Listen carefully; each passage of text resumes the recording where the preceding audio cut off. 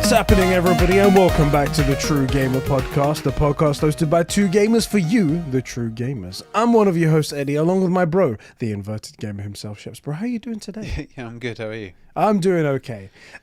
We have some things to talk about, We do? which is a bit... It's useful for a podcast. It's that's perfect. Well, glad we timed it so well, then, Right. isn't it? There's some things to talk about, like when it comes to like the channel and things like that, Yep. which is, I'm not gonna lie, there is a bit of like a dampening feeling in the back of my mind because of it all, but it's part of life, and then we'll get to that in just a moment. But yeah, other than that though, I am doing okay.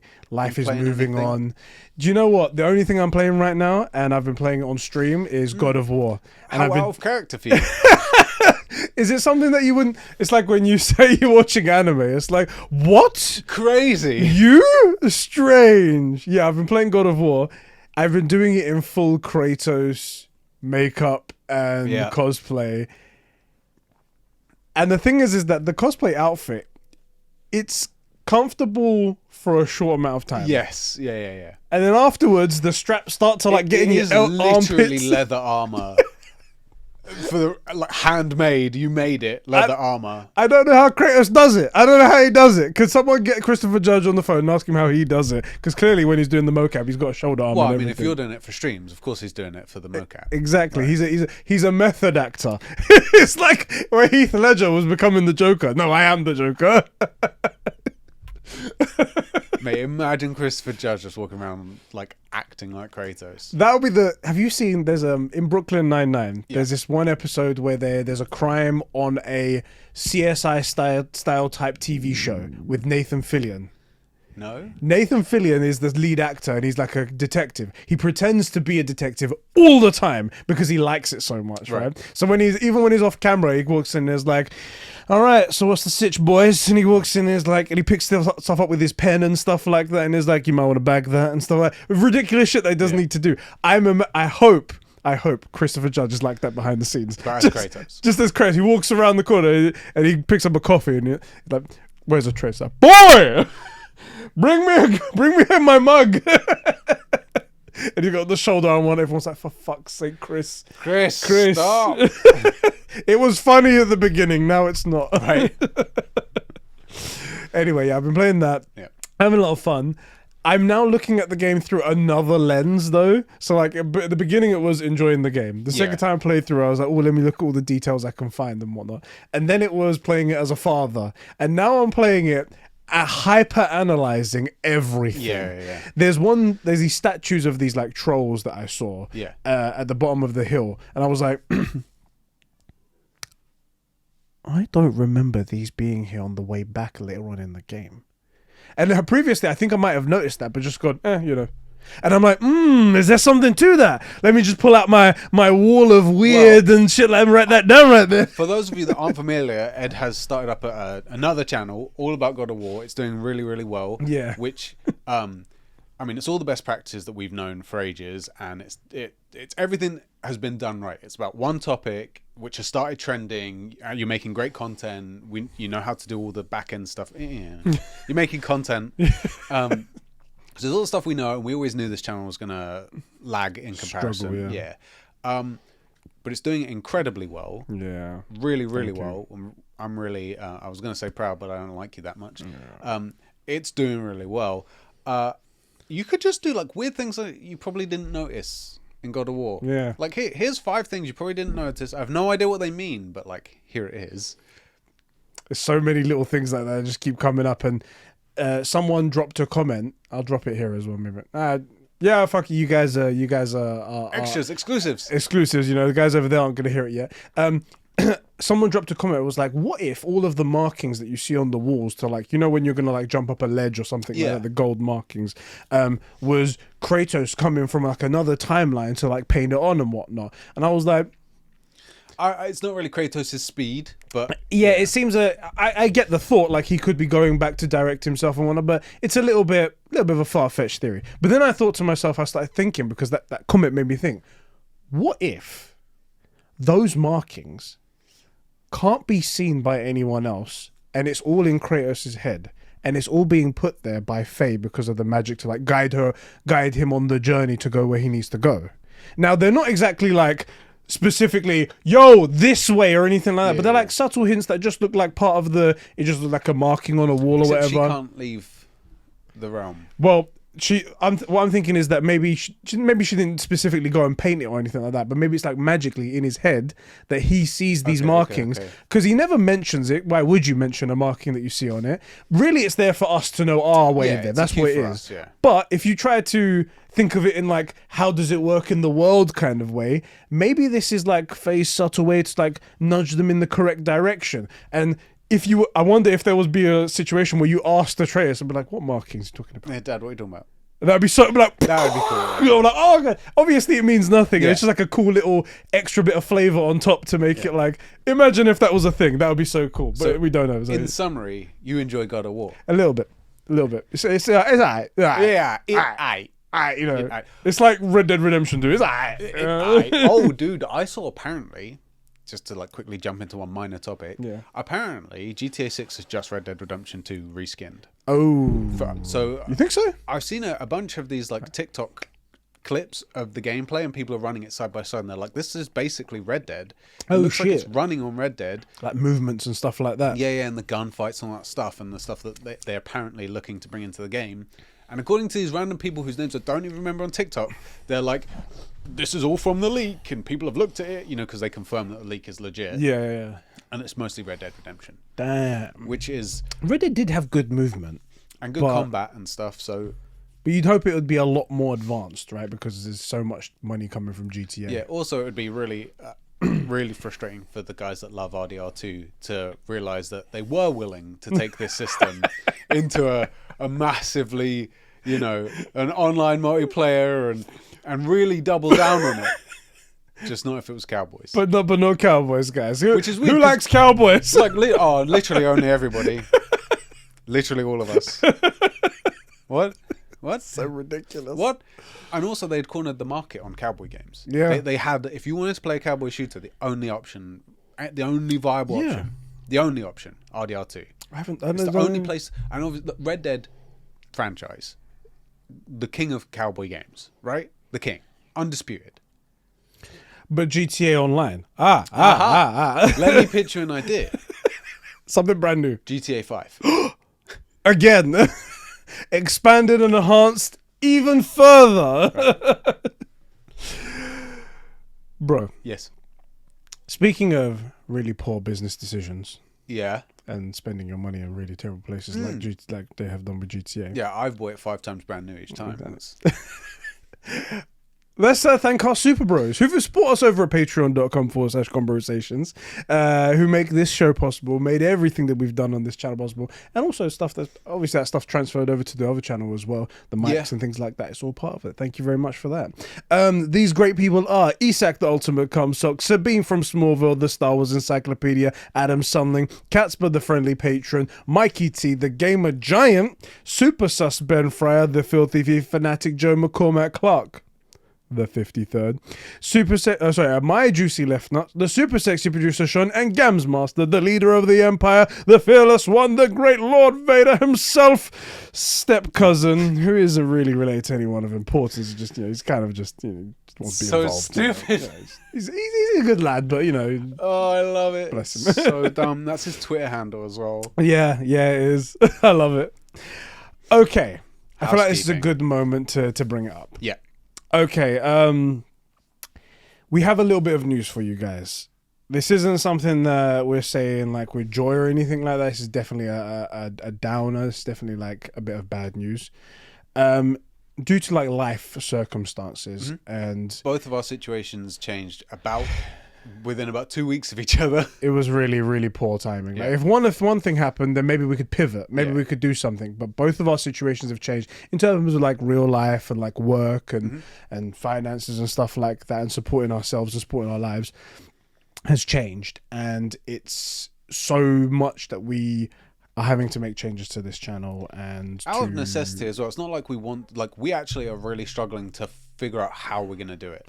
Yeah, we've looked at all kinds of options, even moving to like random times at night. We're like, hey, you know what? You after work and come here. Well, like you'll be here at 7. Cool. We'll just record a 3-hour podcast until 10 in the afternoon. Right. Oh crap, we've got like family they need to sleep and stuff like that. That time. How do we do it? Oh, this day doesn't work. That day doesn't work. Etc. Etc. Experimented with you moving your weekends from not being the weekend. Yeah, like I'll take my weekends in the middle of the week. Tuesday and Wednesday. I'll work on the weekends. Yeah. It's all a bit of a mishmash of ideas, and nothing's really concrete and what works.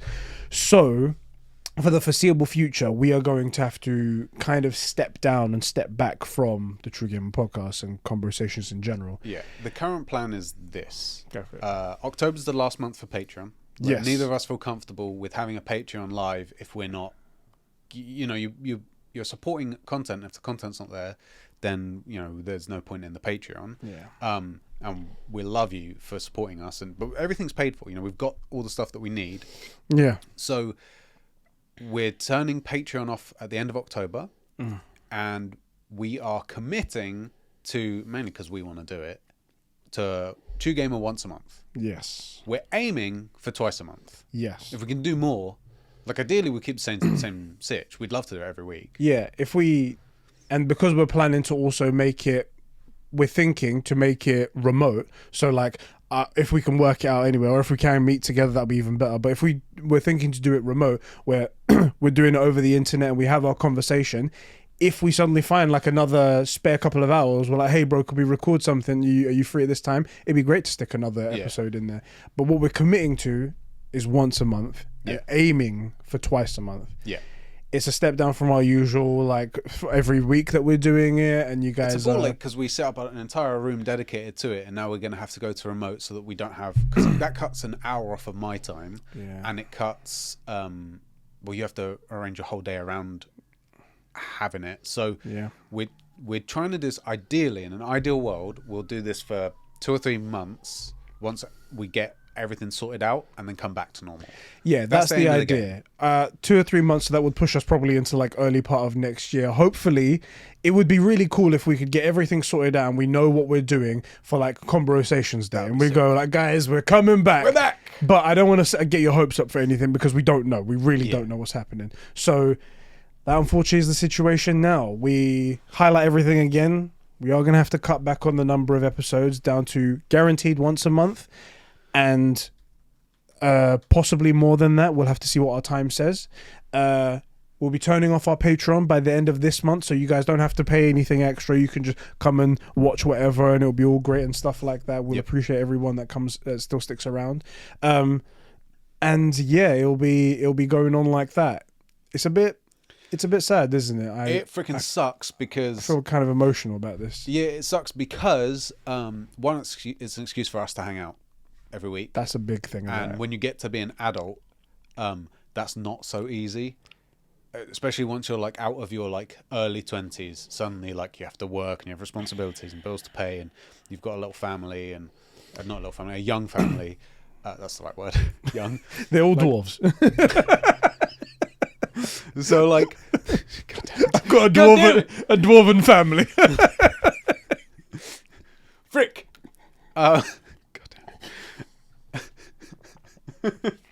Like this is one of the highlights of my week. I look forward to it all the time. Yeah. And like our original branding was welcome back to Conbrosations, where we record conversations we were going to have anyway and put them up on the internet, right? Yeah. And it's true because we do have these conversations anyway, and now it's an excuse to hang out more than once a month at our poker night, because we don't see a lot of our mates more than once a month in person because of poker night. Honestly, I had a friend who used to live literally across the road from me. Mm-hmm. We used to see each other every now and again. It was great. It was good stuff like that. He's obviously moved on with his life and whatnot. We still text each other all the time in our like group chats and stuff like that. But seeing each other, if it wasn't for that poker night, maybe I'd see him twice a year. And it's just how life gets. It's really fucking busy. Yeah, talking to that, our poker night, one guy hasn't been able to make it since about COVID. We haven't seen him since about COVID. Talk to him all the time. Like, he's in our group chat, but like we haven't seen him. He's our boy, and we haven't seen him. We're pretty sure he's dead and he's an AI program. That has been a running joke for a while. But so, we're both working to get back to normal schedule because that's what we want to do. Frick you guys. And hopefully we'll do that. Yeah. In the meantime, your channel's up and running.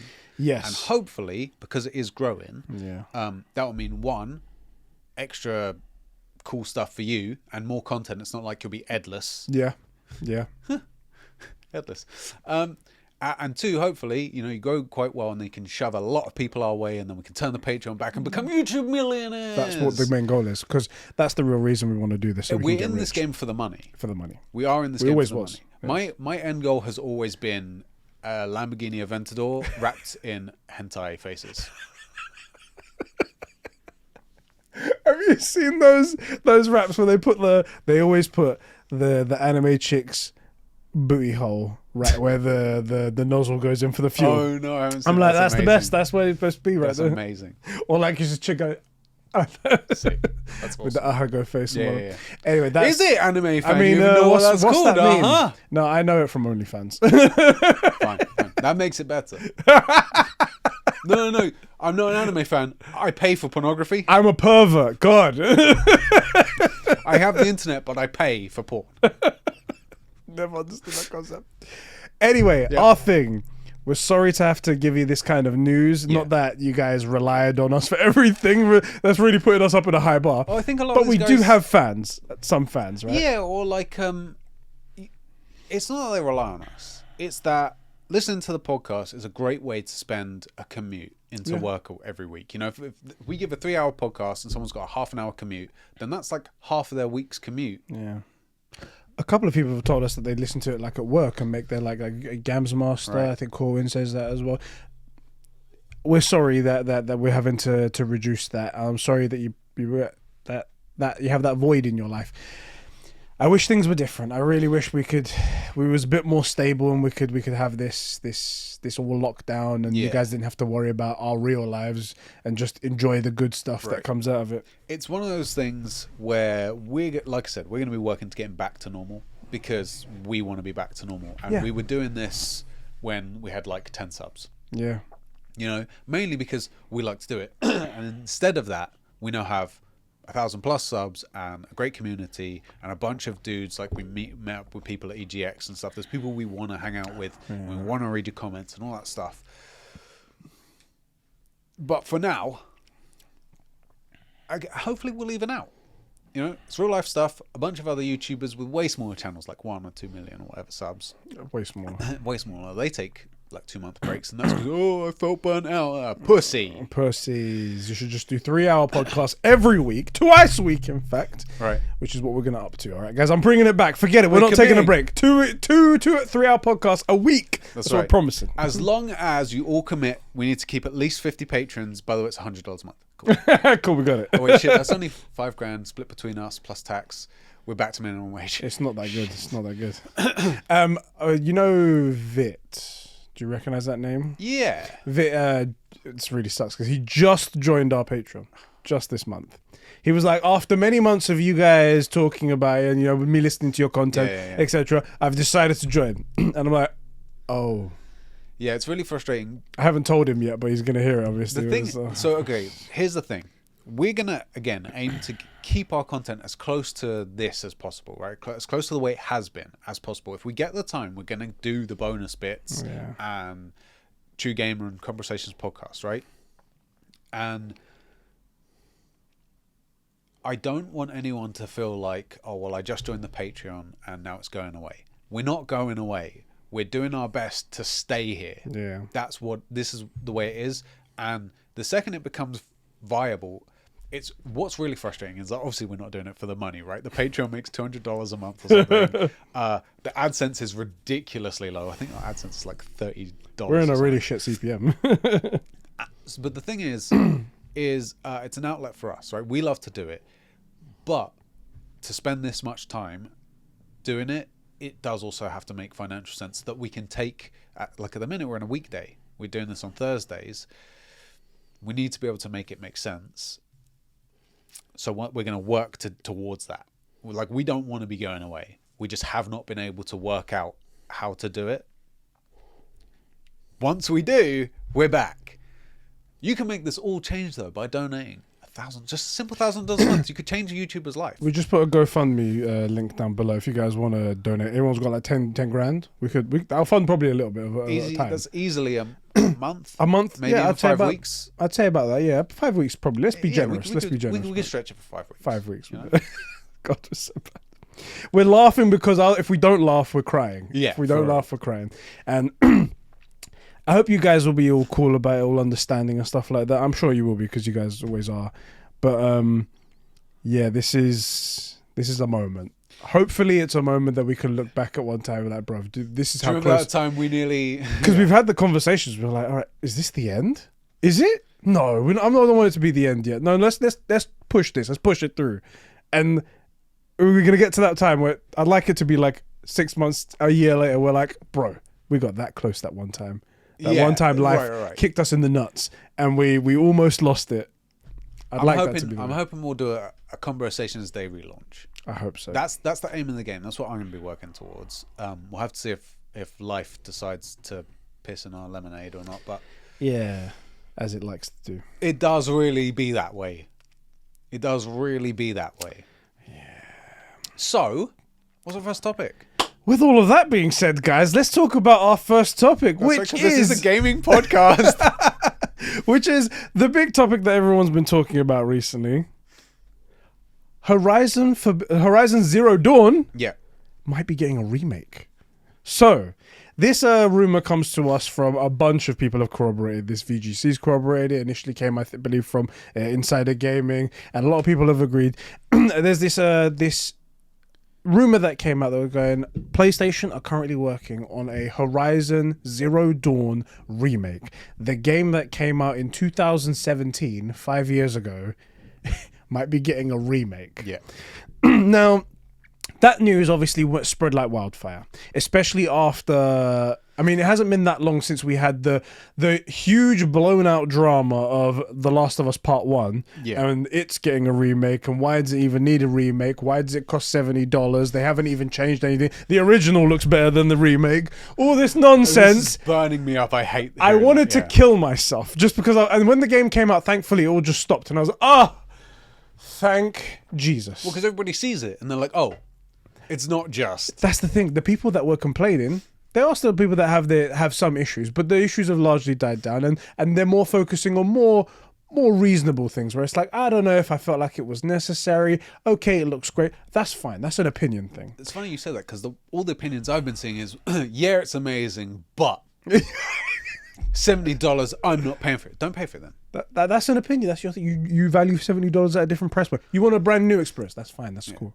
Anyway, also just game share. It's $35. Fuck off. I was like relaxed. I was like, yes, the conversation's gone. I can enjoy a game again. Yeah. And then someone drops this room, and it all just starts it back up again. I'm like, God damn it! I'll tell you what though.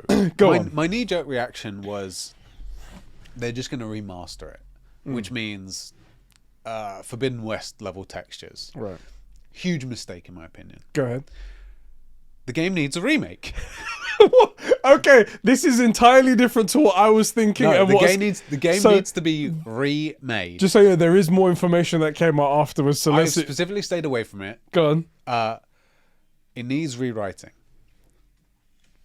My phone started playing music. The I frick? must have tapped it on my watch or something. But anyway, go ahead. Sorry about that. It's a good thing you guys aren't paying for this. Shut up! What's going on? Go on. Boys, this is why we're canceling the Patreon. Yeah, we can't hold it together. As a game, Yeah. it's great fun, especially for 2017. Like the mechanics are fun, the enemies are great. Aloy frickin' sucks. She needs rewriting drastically. So you want a rewritten game? I want a remade game. A character that doesn't suck. I want Aloy to feel human. Right. And that was my only complaint with Forbidden West, is that there's a little bit of it, like the thing with Rost, with her and Beta, straight to the feels. But we needed a few more of those, Right. just a few more to make her human. Okay. She's a T800 or whatever, like in the first game. We just need a little bit more. That's all I'm asking for. Hey, it would never happen, right? But here's my argument. This isn't The Last of Us, right? This isn't a masterpiece of storytelling. It's good. Let's say you don't have my problems with Aloy, yeah, then it's a good game. It's a really good game. but it's not The Last of Us, and it's not God of War. True. It doesn't have a story that people are constantly talking about 13 years later. Yeah. Right? We can suffer a few minor rewrites to humanize Aloy just a little bit more and keep overall the game's good. It's got good symmetry as a story. It makes sense, but Aloy is the missing piece. She's the nail that sticks up that needs hammering down, right?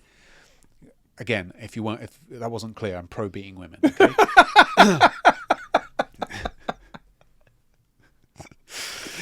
Oh, where else am I going to tell these kind of jokes if not here, man? Come on! We need to make this happen. Like, I think this is one of those games that it is a great game, and it could easily tolerate some relatively minor rewrites. Right. Like, I'm not talking about adding in massive romances, right, with like Erend and Val and stuff. That's not what I'm talking about. I'm just talking about humanizing her just a little bit with lines that were not there in places that they make sense, so that we can see that, yeah, she is just this, is she 18 or 20? 20, I think. She's like, yeah, she's this 20-year-old girl who has found herself going from like pariah when no one wants to talk to her to like having to save her village on her own. That's big enough for one person. Yeah. And then, oh wait, no, the whole world rests on your shoulders. And then at the end of the game, finding out there's even more to be done. Like, she never really feels overwhelmed. Once in Forbidden West, she goes, it's too much. And then an AI says, "No, you can do it," and she's like, "Oh, bless! I can do it." You know what I mean? Like, let's get some normal human emotion, some feeling overwhelmed. Let's get some like, at least some will they, won't they? Not romance, but like, is there something there with Val? Is there something there with Erend? Is there something there with what's that female, the lady chick?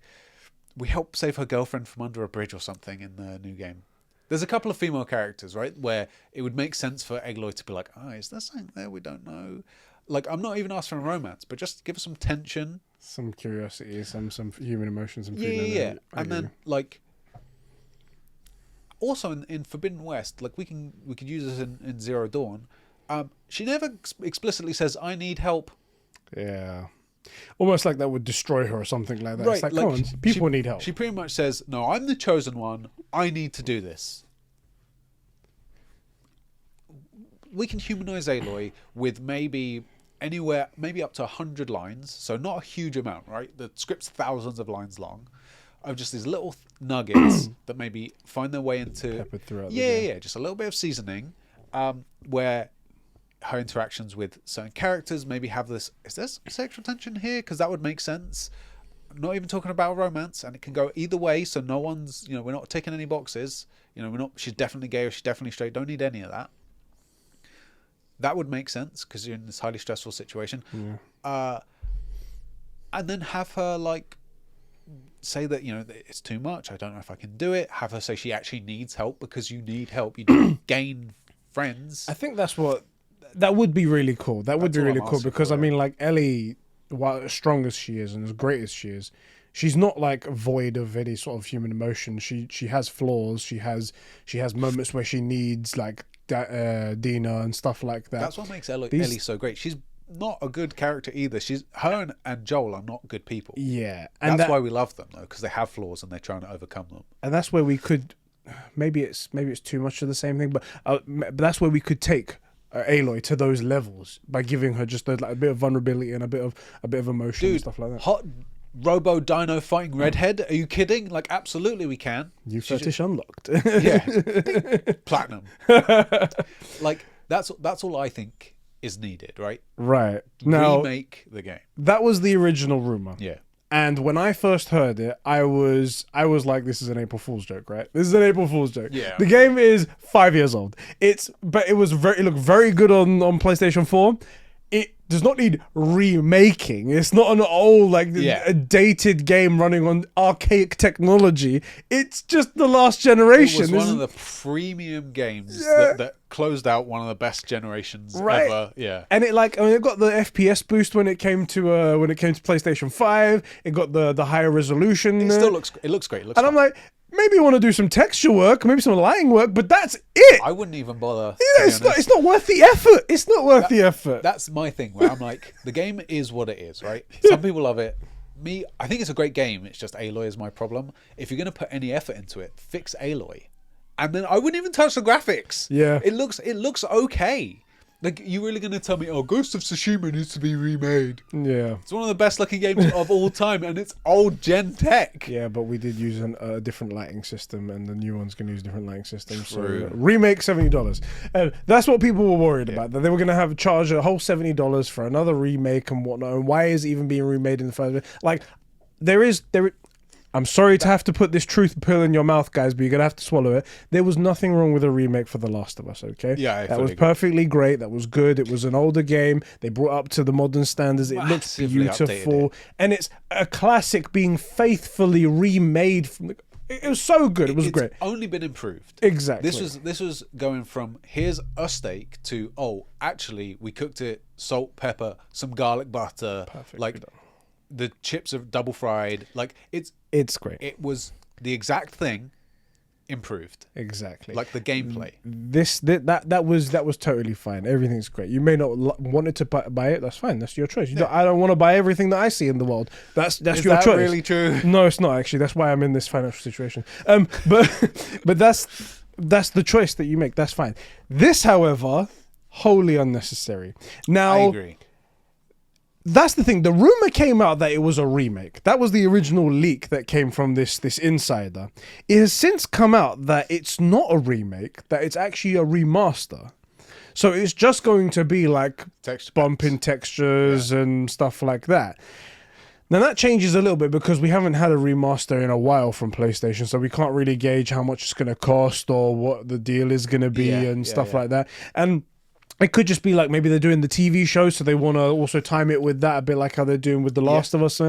And even they saw, it seems that it's like a remake is a bit too far. Let's not go that far. It doesn't need remaking. Right? And maybe they're going to do that. Maybe they're going to just bring it up to the same quality, whatever they choose to do. But in my opinion, it's so minor. It's not worth it. It's not worth it. It's going to be a $20 update. It might be $20. It might be $10. It might be the way they did Ghost of Tsushima. $10 for the director's cut thing that they went up like that. Maybe. And even then, it's something that you can easily ignore. It's not even something that's totally necessary for anybody. And I'm okay with it just existing, but I'm just like, but still, why would you even bother doing it? It's so point. Anyway, that's what the rumor is actually, that it's I feel it's a remaster. I feel the same way about that as I would if someone said, yeah, we're going to remaster Ghost of Tsushima. I'm like, well, what's the point? It doesn't make sense. You're not going to get any significant boost. Or if they said we're going to remake it, I'm going to say the exact same that I said about Zero Dawn. Lines. Change the story a bit. Because overall it's good fun, but that last boss fight is atrocious. And it would at least make sense that, there's a scene with Jin and Yuna when they're like drinking on that tower. Like, telling me no cheeks are getting clapped there? Come on, man. It's bullshit.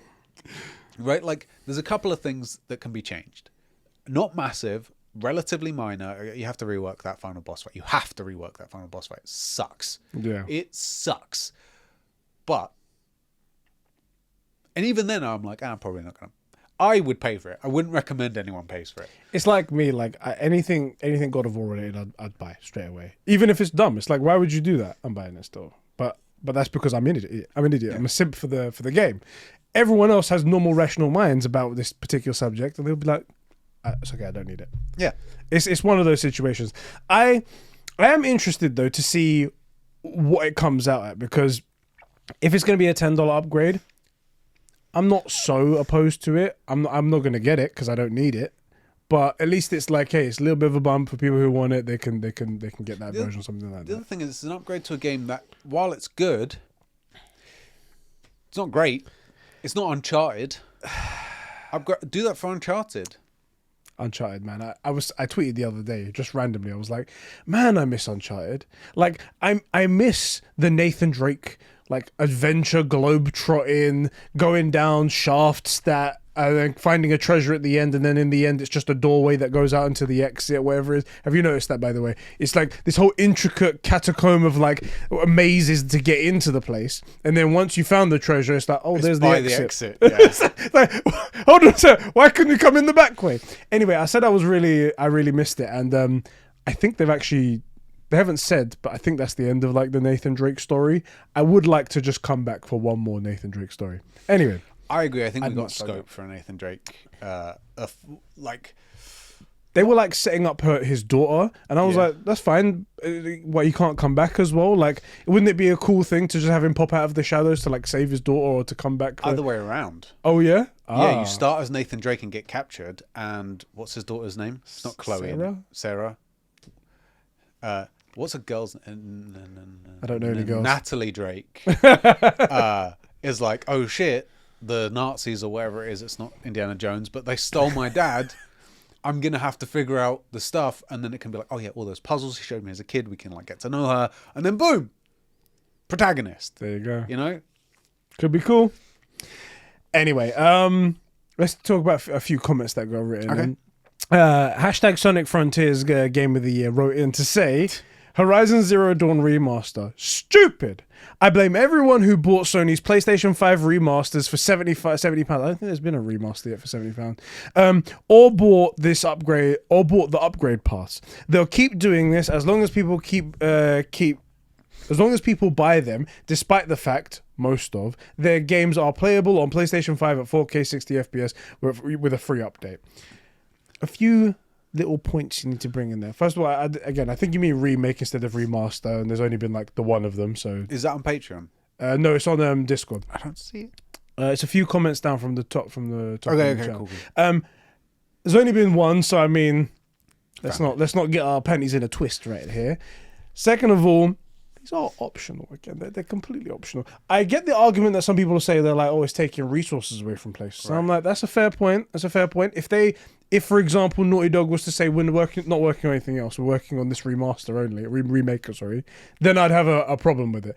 But they're working on a brand new IP, and they're working on a multiplayer game set in the Last of Us universe.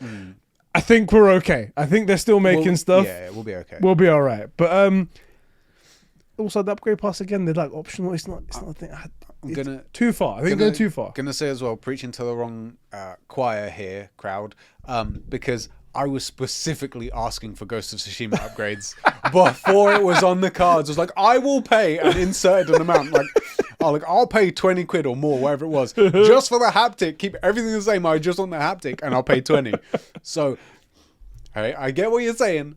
Wrong guy too. At least it was only Ghost of Tsushima though. At least you weren't saying it for everything. Yeah, just Ghost of Tsushima, I would have paid a lot of money for the update, and I thought we got it for a steal, and they upgraded a bunch of stuff. We got 60 FPS, we got new textures, we got a whole Icky Island expansion. Yeah. And I was like, oh, you guys know I would have paid this much money just for the haptic and the jewels. I'd have bought the whole game again. Yeah, okay. Let's see if there's anyone else who wrote anything in about the Horizon thing. Okay. BS Bro 1 at Deerfest. Is that like a festival for deers? I don't know. Like, we all love deers. Do you like... I love deers too, bro. What? Anywho, a remaster so soon? Just do the Xbox route with free frame rate boosts and upgraded resolutions, unless you're following in the footsteps of the best remaster, Alan Wake remaster, and adding new stuff to the game, ready for a potential sequel. Even that had a decade between releases. So they have actually done that already to Horizon Forbidden West. It got the PS5 patch update, higher resolution, higher frame rates. I don't know what the remaster's supposed to be. Now, Colin Moriarty said that he's seen pictures of the remaster. Okay. But this is the thing. He heard about it between the two rumors, knowing that it's a remake or a remaster. And he said it's a remaster. And he said they've done the Last of Us route where it's ground up and stuff like that. And I'm like... Well, that's a remake. Yeah. So... It's conflicting reports, because when the form came out from where the leak originated from, it said remaster. I'm like, so why did you guys say remake then? What would be interesting is, because they built Forbidden West, if they just slapped Horizon Zero Dawn on it. That's what it sounds like it should be, right? Which that would make a lot of sense, because you've got all the modeling, you've got the new combat system.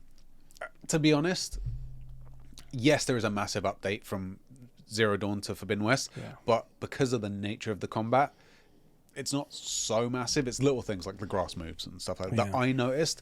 Maybe if I went back and played Zero Dawn, which I'll never do. Don't torture yourself now, come on. Right, I might notice a bigger deal, but like that's the way I would do it, where it's like, okay, it's from the ground up. Really, it's Zero Dawn on top of Forbidden West with like those textures and and we just redid it. Yeah. We just had it play out on a different engine, effectively. That's... That would make sense, but like even still, it seems like a lot of effort. It does. If they do that, I'm gonna have to say, like, so it's really wasted effort. It's not like... And like, it's Horizon Zero Dawn. It's a good game, but it's not like... It isn't Uncharted. It isn't The Last of Us. It isn't God of War. It isn't Ghost... You could argue it's close to Ghost of Tsushima. This is the thing. Fairness. I'm hesitant to join you on that boat because that does come down to opinion. I do agree with you that there's more they could do to Aloy to make her amazing. It's not opinions. These guys are hearing it on the internet now. It's a fact. So they could do more to Aloy to make her even better, and I Yeah. feel like it's so obvious that it's like it kind of ruins it a little bit. But I don't want to join because again, I feel like it's like people who have their own opinion on like what game is good and stuff Sure. like that. And So some people might like the game and they might go, do you know what? It's worth the effort to invest into it, but maybe not this. I'm with you, right? Obviously, it is subjective, but I would say a game like Forbidden West in 5 or 10 years would be worth remastering. It is a much better game, and even despite my problems, there are those little things like that scene with Rust. Oh, so good. You know, that, yeah, I think, okay, cool, we could remaster. That one's worth remastering or remaking, let's say. I don't think Zero Dawn is. It's a good game. It's okay. It's fun enough. But the story doesn't speak to anybody. No one knows about Zero Dawn outside of gaming. Do you know what I mean? Where everybody has somehow everybody's heard of The Last of Us and God of War, right? Yeah. And not everybody, obviously, grandma hasn't heard of it, but like, this is like, I'll give you a reason. This is proof, fuck you, Tyler, why Star Wars is better than Lord of the Rings. Because everybody knows Luke, I'm your father, and no one knows Frodo, you've got to take my ring, or whatever it is. Facts. Right? Because games So you like... can take your hidden blade thing you have on your arm. And Yeah. Like, it never broke out. Star Wars broke out of just being a movie. And it infected and affected society in a way that, like, Horizon Zero Dawn has never done that. Forbidden West is closer, but, like, The Last of Us 1 and 2, everybody was talking about. People that don't care about games were talking about, I mean, stuff they'd assumed with the problem ended up not being Abby, wasn't it? The problem was Lev. That's what everyone's The issue problem. was. Yeah, like they projected it onto. What it was. They heard there was a trans character, and they assumed it was Abby. They projected it onto idiots, bro. Yeah. But so this is what I'm saying. Those games, okay, people might argue that, well, it wasn't the story that made that impact. Yes, it was. The story was freaking incredible. Yeah. And Lev was great, and Abby was great. Like, they're idiots. These people are idiots. But it transcended just being a game that's coming out. So did The Last of Us 1, and so did God of War. It really. Zero Dawn isn't really there. Can I ask you something? Yeah.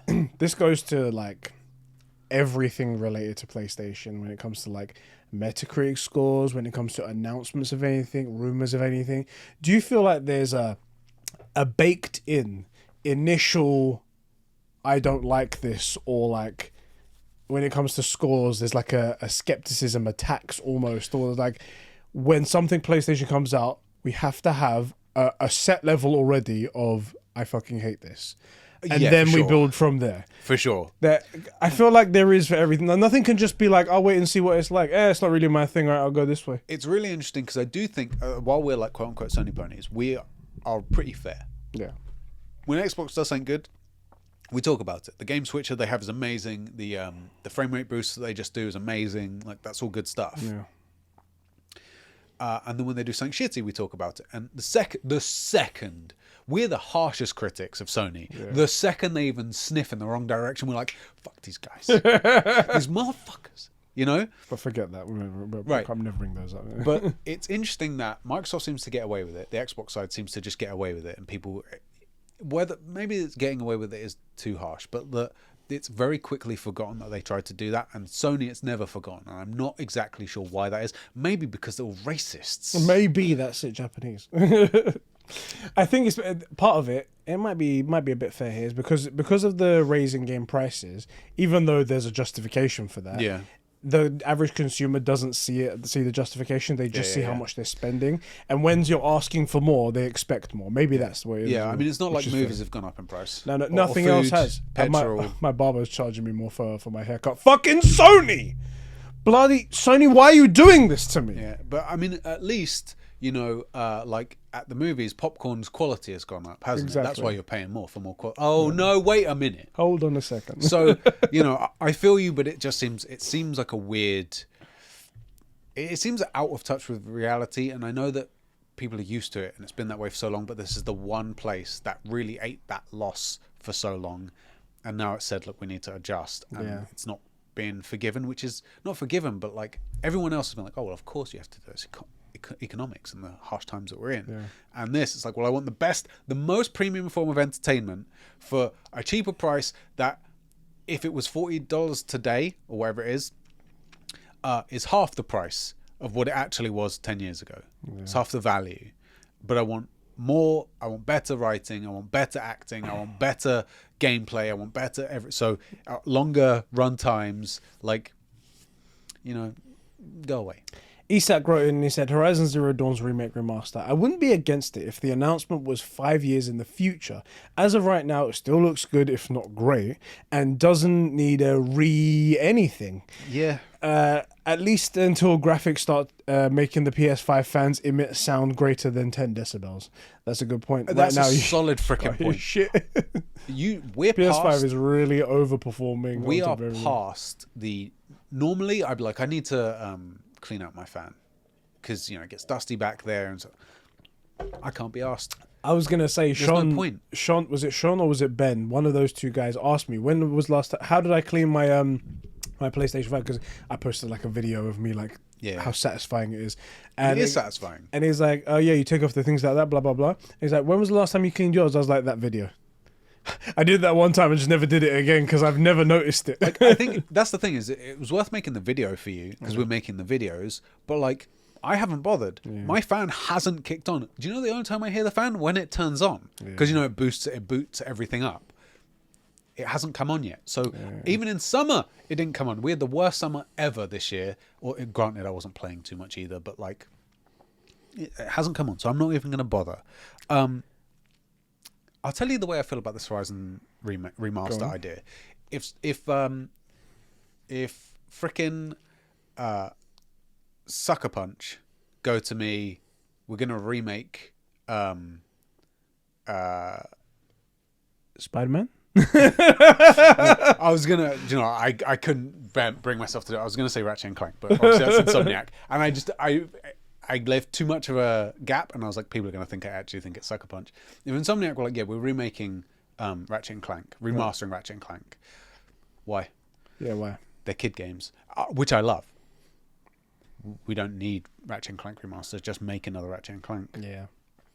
Also, there is one thing like I'll bring up as well. Like people that are saying like they're against these like remakes and remasters and stuff like that. I've said before, like I'm not really a fan of going back so much unless something really captures me, like a God of War or something like that. There's no point I feel like in going back. I feel like looking forward and going forward into the innovation and stuff like that is much better. We have games that look fantastic, like the newer Ratchet and Clank with that beautiful reflections, the beautiful ray tracing. So good they had to make it unrealistic because your brain won't tolerate it if you can't, if you're not there in person. Yeah, it's that kind of stuff that we get when we move forward. So there is that argument, and I am on that side of that. I'm generally with you. I think it'd be better if Naughty Dog were like, we're going to remake or remaster Uncharted 1. I'd be like, do you know what? I'd rather see the Uncharted game where we hand over to Natalie Drake. Right. And let her save her dad. And that goes into Giuseppe's comment here. He goes, Hold Horizon... on, before we get there, because we skipped it, Gams Master said... What did he say? Horizon doesn't need a remaster. Ah, fair point. And on that, we can just end it. We can just end it. What's Giuseppe got to say? Giuseppe said, Horizon Zero Dawn remaster, it would be a waste of time and resources. They should use those resources and time for the next game, just like we were saying. Or DLC. Yep. Oh, which actually is on that list. So that was another part of this. Let's talk about that while we're at it here. As well as on that list, it had Horizon 2 DLC and support. So Horizon Forbidden West DLC that's going to be coming out. No dates on these ones, but it's that's something apparently that's planned. Along with the PlayStation 5 remaster that's going to happen sometime in the future. As well as on that list, it did have a Horizon online games as a service game. So Horizon multiplayer game apparently is in the works. and that is going to launch apparently on PlayStation 5 and PC simultaneously. We did say that online games, they thrive off of their player count, so it would make sense business-wise to put it on PC as well day one. Yeah, and also close to the show. Exactly. So that's something interesting as well. And it's interesting to think about because apparently there was supposed to be like a co-op online play built into the original game, but they ended up scrapping it. They just felt like it didn't work. So maybe that's somehow coming back, or maybe it's something else entirely. We don't know. Yeah, that's an interesting one. My big thing is, so like, you know, we're doing supposedly factions is coming for The Last of Us. Last of Us 2. I feel because I don't have data or really a formed opinion on it, that games like The Last of Us and Horizon their multiplayer just aren't very good. Not that let me rephrase that. It's not that the multiplayer itself won't be good, but it doesn't speak to a lot of people. And I think there's a reason that we see like battle royales and like Call of Duty / Halo styles of games thriving in the multiplayer space, and not so much Last of Us stuff. My pitch, if you're going to do that sort of online thing, was the Division 2 style way of doing it, where it's mostly PvE. You enter some PvP areas where like maybe you're fighting over a hospital resource or something, and then you have like a raid where you have bosses and stuff. But well, that's what we're hoping this Last of Us multiplayer thing is supposed to be, hopefully. I have an idea for the Horizon one though. Yeah. That maybe it's just me, I don't know. I was thinking predominantly the biggest stuff in it would be similar to like Destiny raids, where like you have these minor like robots around and stuff like that, and then you get word of a master gigafactory that's been taken over by the plague or whatever, and all it's going haywire. You have to go down there, and you go down through all of these puzzles and mazes and beating bosses along the way as a group of 4, let's say, and you get down to the end and there's a giant machine that's been made by the AI that's in there that's corrupted, and you have to take it down as a team. I feel that sounds quite cool. However, you'd have to be very proficient in games as a service to make it work well and do good. But I like that idea. The thing about it, I like my own idea. Surprise. I actually agree. I do like your idea. Oh, cool. The only 2 people. The only thing about it is what happens before the raid. So, like, here's my question. Are we playing online, or is our, like, because typically this is a case of, like, with Destiny, you build up your character, right? Yeah. So are we playing online, or are we just getting on for a raid?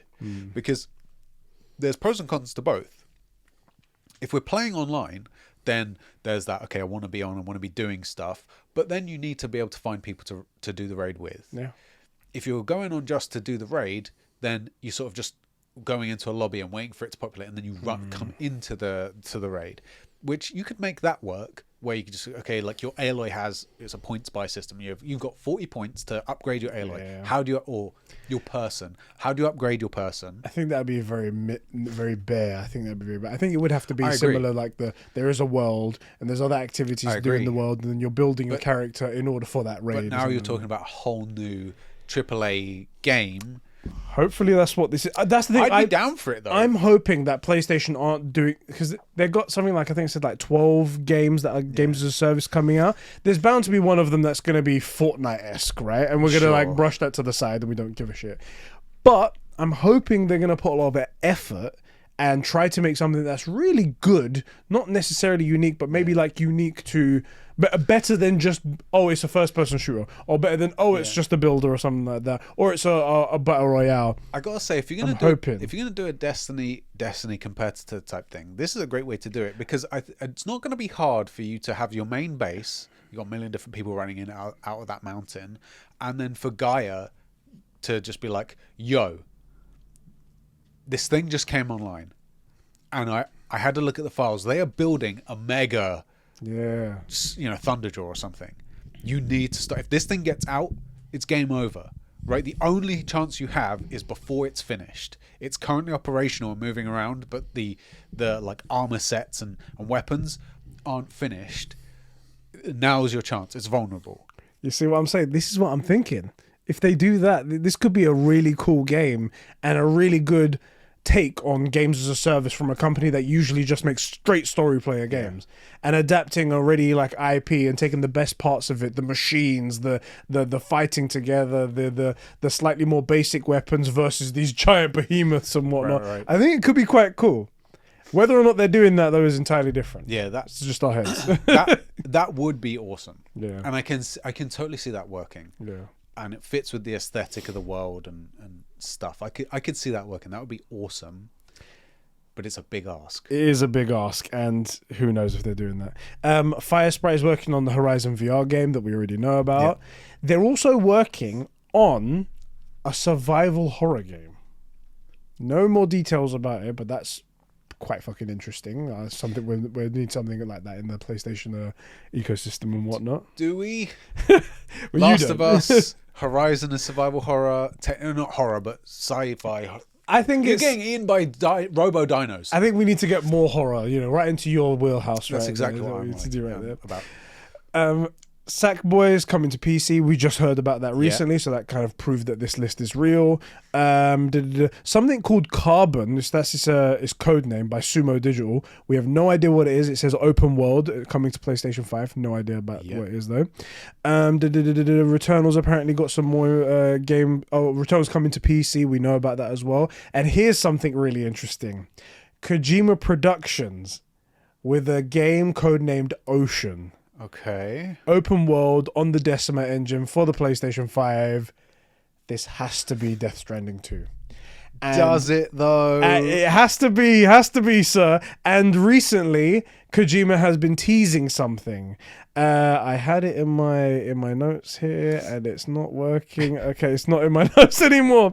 So, have you seen the pictures going around of Kojima teasing the faceless woman in the shadow, like a silhouette?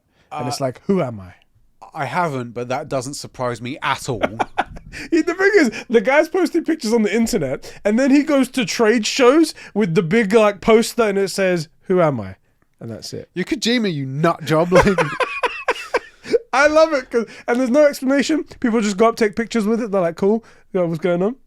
What people do, people are smart. They go, "We have no idea what this is, but it's Kojima." So when it comes out, we'll be like, "Yeah, look. I knew this was a big deal. I took my picture with this thing." Freaking Kojima! I swear the guy's on acid or something. He is. Let me get this. So here's the screenshots taken down. Here we go. Aha! Here we go. Nope, that's not. That's a screenshot to the picture. Show me the tweet. Okay, here we go. There we go. No, that's not it. That's not it. Oh god. All right. So anyway, it was a picture. It was clearly a woman in the picture, but you couldn't see her face properly. It then was revealed to be Elle Fanning, who's she's an actress. I personally don't know of her, but she's an actress. That's cool. You looking her up now? Yeah, I don't recognize her. Oh, I'm gonna check out her IMDb. 1 second. Here we go. So this is her picture that got revealed afterwards. So it was a silhouette first, and then it turned out to be that. And that's cool. It said it says a Hideo Kojima game on the side. It doesn't say what it is, but if you can see in the picture, there are like little strands going down. Yeah. Oh, that's a reach. And that's Kojima. What color is predominantly the picture? Red. Orange. I'm sorry. Exactly. Orange, the color of the That's right. PlayStation circle That's button. right. Okay? It's Orange. orange. And let me just pull the picture. And then Elle Fanning posted these pictures online to sort of like commemorate her joining the team. This picture. And then that picture. Right? Okay, I know where you're going with that second picture. I know where you go. What you're going? She's not one of the fucking babies. So someone took pictures. There's poses in the game, in Death Stranding 1, where you can pose Lou in these exact poses. The working theory is that she is actually Lou. That Lou is a girl, and we just never knew. We never knew the gender at all. It's a baby. We don't. It's right. Stuck in a jar. We're shaking it and trying to make it calm it down. So that's the working theory. And this is all teasing leading up to Death Stranding 2. The poses for sure are definitely. There could just be an Easter egg though. She's working with Kojima. Maybe she likes the game. I will say, Yeah. I have never. She's done a lot of stuff, Oh, is she?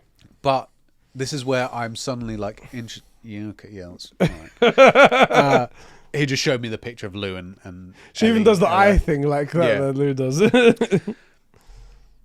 To say her quality as an actress, I'm not familiar with her work except for one thing, and it's her first work. She was Mei Kasakube in My Neighbor Totoro in 1988. So she's obviously a quality actress. Her first thing was a Studio Ghibli. I've suddenly got the urge to grab that axe and feel the way that Mimir felt between Reanimation. Just Now what you do is you treat it like Lou. You just... Anyway, that's the situation that's going on there. Yeah, so I guess we're gonna see more about that. It seems like he's going to trade shows and then updating people at each trade show. Yeah. So I think it was TGS first of all. It was like, who am I?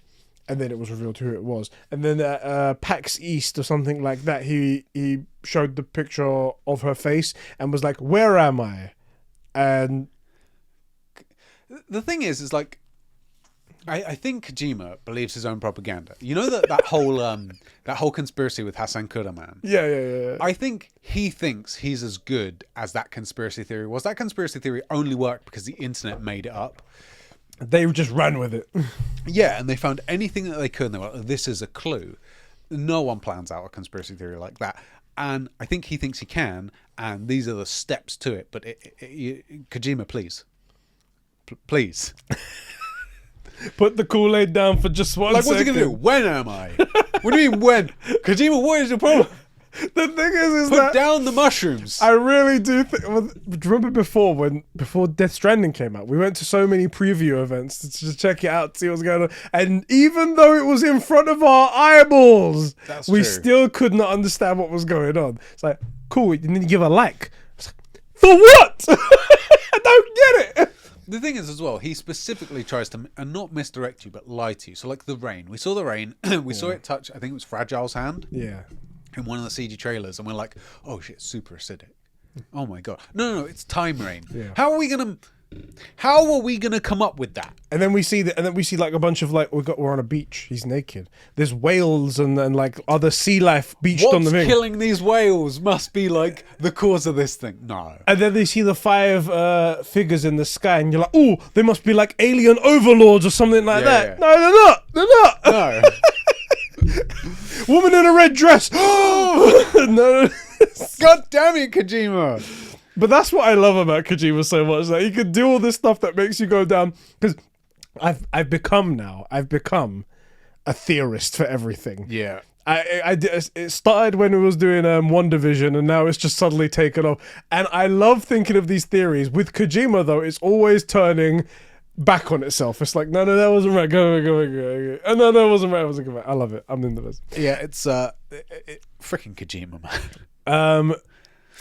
Our boy Isak wrote in and he said, I absolutely love the original Death Stranding, and since playing that, I firmly hold the belief that Kojima should be allowed to do whatever he wants as long as he's given access as long as he isn't given access to a VR dev kit. Yeah, fair enough. For our sanity and our protection, please don't let him do that. It's like that when you generate an AI, just don't give it access to the internet. Jesus Christ, don't do that. Don't do that.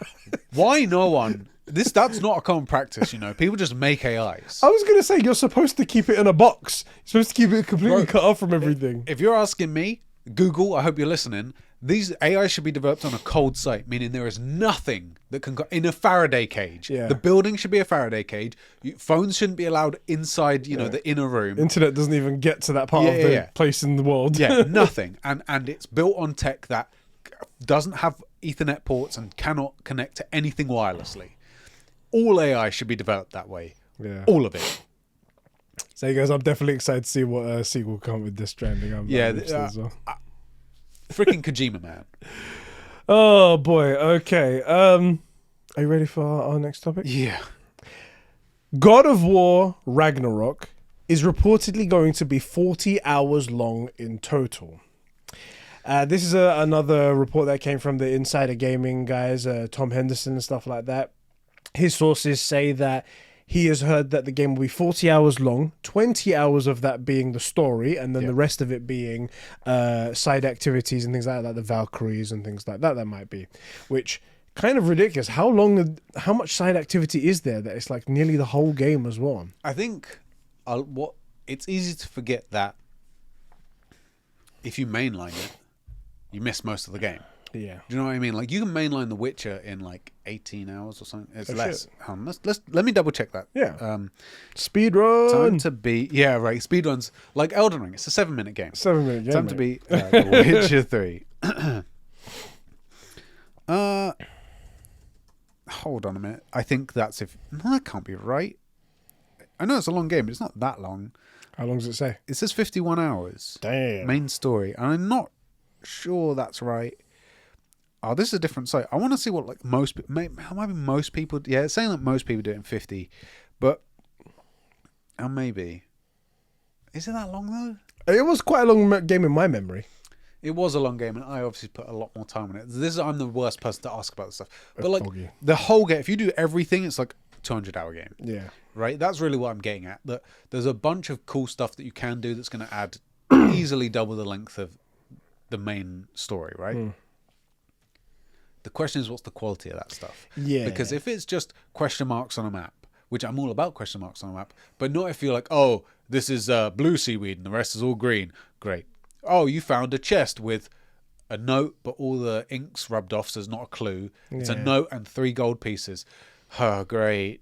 Yeah. You know? But if it's like, you know, you find a note. And the Valkyries was really fucking quality content. Absolutely. Especially when you're not even like 10% of the way through the game. I just got the chisel. All right, let's go fight some Valkyries then, boys. Let's go. Right. That's the thing, exactly. If they're going to give us stuff like the Valkyries and like an actual story to engage with outside of the main quest, because there's a real world out here, right? That's the way you have to look at it. If it's like Ethan's channel is a perfect example. It's what made Red Dead Redemption so interesting was that there are side quests. There are things that you don't even know, that you stumble upon a thing and realize there's a quest here. Because there's a real world. There's real adventures and horrors and mysteries and conspiracies going on around the world if you go and look for them. If they do that, or they give us Valkyrie level fights, I'm all for it. If it's a case of, oh, go to this area, the question mark disappears, and it's like, you found a skeleton. There's nothing important. It's just a skeleton. You know. Yeah. So, how do you feel about the idea that the main story is supposedly, without knowing if this is a speed run, if this is a relaxed pace, if this is average or whatever, that the main game is supposedly 20 hours long? That's what the first one was. Yeah, about that, yeah. I wish it was longer. Which, let me rephrase that. Having played God of War 2018, which is so incredible and so well paced, I want more of that.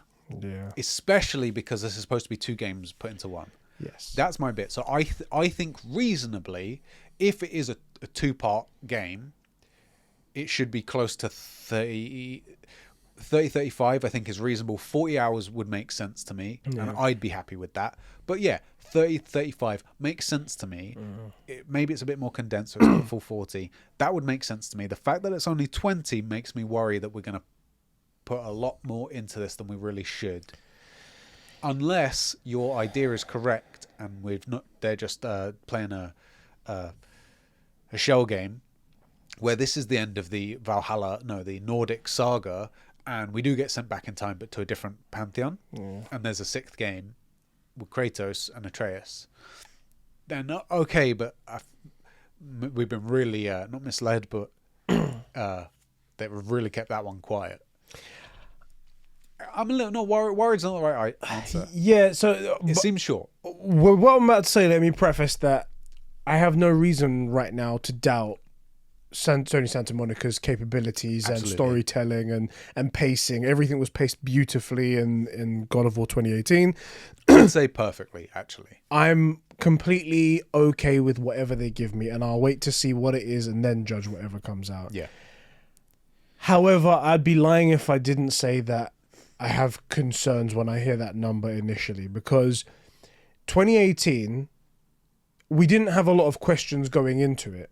We were given a lot of questions based on the events that happened. Yeah. Based on the sheer number of questions, I can't see how you get that wrapped up in the length of 2018's game. Agreed. There's so much going on. And also, if you just take out the questions that were introduced from that one, we have so many characters that are going to be introduced in this new game as well. Where in the previous one we got, what was it? Freya, Mimir, Boulder, and Brock and Sindri. Yeah, pretty much.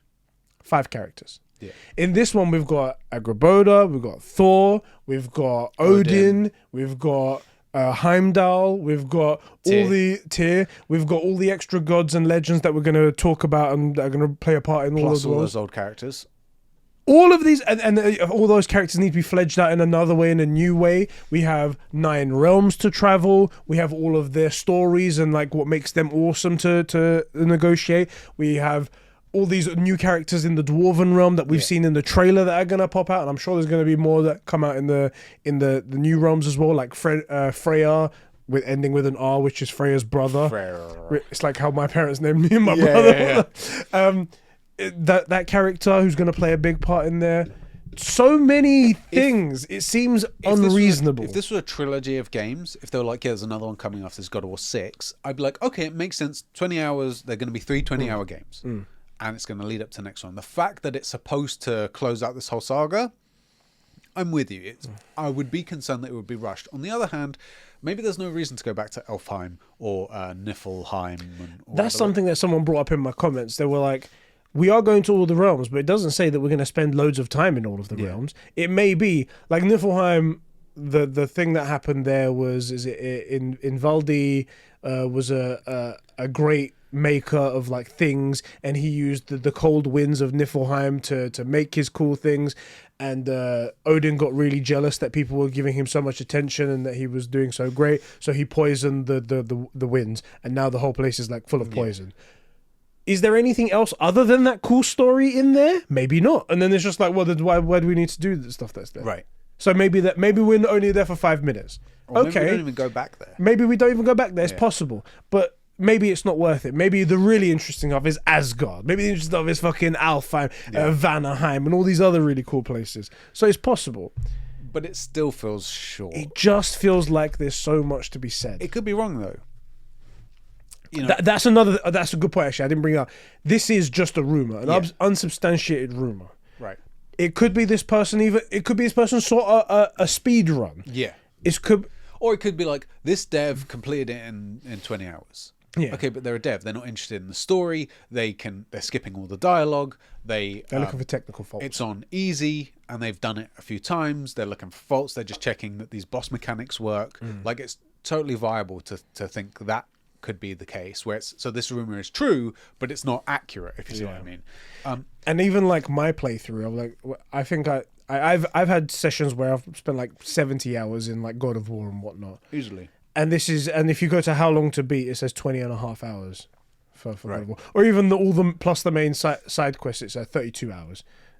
Well over double. Easily. So just looking at stuff. It's all based on your playstyle and how you're going to do things. But I think you and me, there is some concern there. I think if everything we know is true, in that the game is finishing with 5, Ragnarok, I would be more comfortable if they came out and said the main quest, if you just mainline it, you're playing the game, you're not speedrunning, you're playing the game on like normal, whatever your difficulty is, it's going to take you between 35 and 45 hours to beat. So any number in that, I'd be like, okay, that feels about right. If you want to do the extra stuff, this is a 70-hour game. Okay, cool. I've got some high quality, in-depth side content, which of course I have to do all first, and about 35 to 40 odd hours to beat the game. That feels right to me. Yeah. To adventure in these, because the thing is, we don't. Yes, Kratos has a purpose for going to these realms, but we have to have a learning curve and experience all these things. It's a functioning world, or at least at one point was. So there's history and characters there. Even Niflheim, right? Like, okay, it was all poisoned, and there's a good reason for that. There's lore for it. What are we doing there? Yeah. And why can't we just run in and get the thing? Oh, because he has these mechanisms to keep his stuff safe. Like, there's a reason for us to be there and a reason for us to be doing things.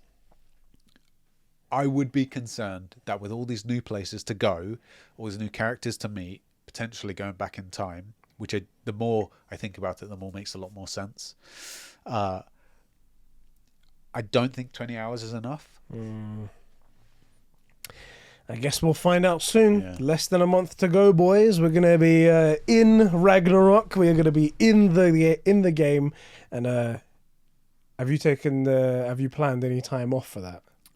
Granted, just started new schedule and whatnot. So no, I think I'm gonna have to weekend it. yeah, I put when I was talking about it, people were just randomly like, "Oh man, I've taken like the whole week off, or Yeah. I've taken this day off, I've taken that day off," and I was like, "Okay." How many people have taken the week off? And surprising number of people have taken the rest of the week off. So it comes out on a Wednesday, and they're like, "To Thursday, Friday, Saturday, Sunday is all me, baby." Yeah, I'm just having a look at. It's the 19th, isn't it? 9th. 9th. Wait, So the 9th. 9th, yeah. Yeah, the 9th is A a Wednesday. Wednesday. Which is strange, right? Why is it coming out on a Wednesday? That's a dumb time to release it, isn't it? Do a Friday. Come on. Well, the thing is, then it would have been the 11th of November, and it would have been Starfield's Day. I mean, I would have been fine with it. It would have been hilarious. I feel like if God of War releases within 2 days of your game, it killed your game, regardless of if it was on the same day or not. Sonic Frontiers for Game of the Year wrote in saying, "Happy with the playtime. I really hate long open world games, so it being the same as 2018 is good for me." Hey, if you're cool with it, you're cool with it. It's just that it's not the same though, because it's supposed to be 5 and 6 pushed into one. So that's where I have my worry. It's the wrap up to the story, and we only got the introduction so far. It's like saying, okay, the main plot of the story, the middle part, the chunk of it, and the ending is now here, and we're throwing it all into the intro time. And it's like, oh, the intro time's only 15 minutes. What's going on? The other thing is, and this is a big concern for me, is that ending things is a very, very difficult thing to do. As we've seen, like Game of Thrones. Yeah. Season 8 shows you how difficult it is to end things properly. Now, there's good reasons for it, but that is an example, right? Yeah. How many things... I'll give you an example. You mentioned before, Suits. Yes. The last 2 seasons of Suits are, relatively speaking, weak. It's still good, but they're relatively weak. And I don't see any way that it could have done it any better. But, you know, the ending's okay. It's what it has to be, but it's not great. Okay. It's a good show. It's worth watching. It's not Game of Thrones. You've ruined it now. I'm not watching it. Good. I want this to myself. You're not allowed to like my things. Like, it's not Game of Thrones, right? It doesn't destroy everything. Right. It doesn't rewrite the whole show. But, you know, it probably could have been better, or it could have ended sooner. Ending things is difficult. Ending them well is difficult. You know? Yeah. Like, there's not very many things that do it well. Infinity War and Endgame was a really good way to do that stuff, like Tony Stark. How many other... Ant-Man. The last Ant-Man movie, not exactly great. Do you know what I mean? Like, I know it's not ended, but you know what I mean? Like, ending things is tough. Quantumania will fix everything, bro. So, like, it's... very rarely do you get just good stuff. Yeah. You know? Concerns, isn't it? Which is why I think we do need the time, because it's not just the end. It's the middle and the end all in one game. And I think... here's the other thing. Being long and drawn out is bad. Yeah. But if it rewards you for that time, like, people don't complain that The Witcher is too long. They say it's great. It is a very long game, but it's also great, right? You're rewarded for the whole game. Yeah. If I'm rewarded for... What's The Last of Us 2? I don't know. It's quite long in my memory, but I don't know. Time to beat. Yeah, they say anywhere from 20 to 30 hours. I think it's just so, like, draining.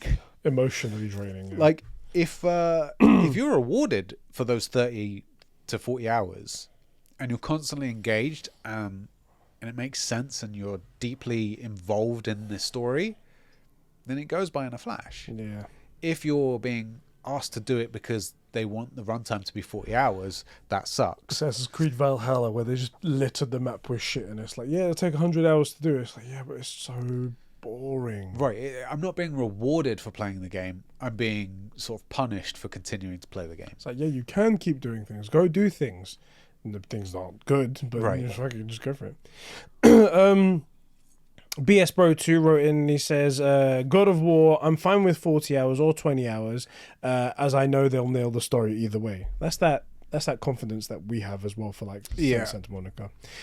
He also thinks that Kojima is teasing a Game Pass game rather than Death Stranding 2, to be honest. I don't know where you got that from, because I mean, before the pictures of Elle Fanning doing the things like that, it was just a picture. So like, who knows what it was? It was Death Stranding 2 was even a reach. So I don't know what it was going to be. I mean, he is going to do something with Game Pass. That's true. So it would make sense to go, okay, well, this is probably a setup for that thing, but now with the Elle Fanning, which I always said. I didn't say Ellie before. With Elle Fanning doing those poses, it looks like it's something for Death Stranding. Yeah. Maybe it's a remastered director's cut DLC that we've never seen before. Perhaps. God, frick you. Okay, BS Bro 1 also wrote, it says, I thought we already knew that God of War Ragnarok was the same length as the previous game. So you're thinking of a different rumor. We got a rumor from David Jaffe, who was the original creator of the other God of War games. He had heard 40 hours was the length of the game, and that's where we got our information from before. He couldn't say whether or not that was the full game, whether that was completionist, whether that was platinum, whatever it was, stuff like that. He just heard 40 and he couldn't tell if that was a speed run or anything like that. That's where our information was before. And now we've got information now that seems to be like it's in line with the previous game. Yeah. And again, we're not saying that we want long games. What we're saying is if the game is good and needs to be a certain length, you shouldn't cut it down because you don't want long games. Yeah. Right? On the other hand, you shouldn't make a game long if it doesn't have the material. The Last of Us 1 is a 8-hour game. I put way more time in it than that because I'm exploring and doing stuff. But if you mainline it, it's an 8-hour game. I was going to say, Zack Snyder's Justice League. 4-hour movie, it's long, but it's everything that it needs to be in there. If you cut it down and make Justice League, then you get Justice League. Right, absolutely. So if we don't want that situation... And the other option is like... Infinity War and Endgame, they always said this is one movie, but it was too long, we cut it into 2 parts. Yeah. Okay, well, that's different. Yeah, you've made 2 movies out of it. You still kept the content. Right. Just 2 movies. Same with this. Is they've said specifically, we're putting Ragnarok, God of War 5 and 6, we're just ending it here. Yeah. Okay, well, then it makes sense that it's going to be a little bit long. It's going to be Justice League. It needs to be a 4-hour movie, because otherwise it doesn't make sense. Yeah. Gams Master wrote in and he said, "G'day, bros. Super keen for God of War. Fuck me." Sorry, that's not the accent. That's not the word. I was, however, expecting it to be at least 10 hours longer for the story, since the devs mentions that this is like parts 2 and 3 together in one. Yeah. I'm not complaining though. Again, you're right there where we are. We've got our concerns. We're not complaining. We have faith in the devs. Yeah. We're just a bit cautious at the moment. Still thinking about it. Also, we'll see. There is the fact that in the first game, there is all this stuff about this world that we and Kratos don't know. Yeah. Right? And now we do know it. Yeah. And so we don't need that learning curve. And we've set a bunch of stuff right, like those rifts. We beat them and they're not really a thing anymore. The Valkyries aren't a thing anymore for the most part. Like, we can just sort of continue. So we don't have to learn about the world. I mean, they need to if this is people's first games. But you know what I mean? Like, Kratos doesn't have to spend 10 hours learning about how this all works because we already did that. Yeah. So you sort of save 10 hours there. Okay, fine. But that doesn't mean that there shouldn't be 10 hours extra somewhere else. Mm. So, again, I think we're all in the same boat where, like, Sony Santa Monica have made great games before. God of War 2018 was perfectly paced. We'll leave it up to them to do it. But just on the surface of these rumors, it feels like it's out of whack with what they're going with. Yeah. That's all. That's what we're really getting at. It sounds like a lot of people are on the same page. Isak writes in to give us shit, and he says, "This freaking guy. If it's like God of War 2018, then it seems like the perfect length for the type of game it is.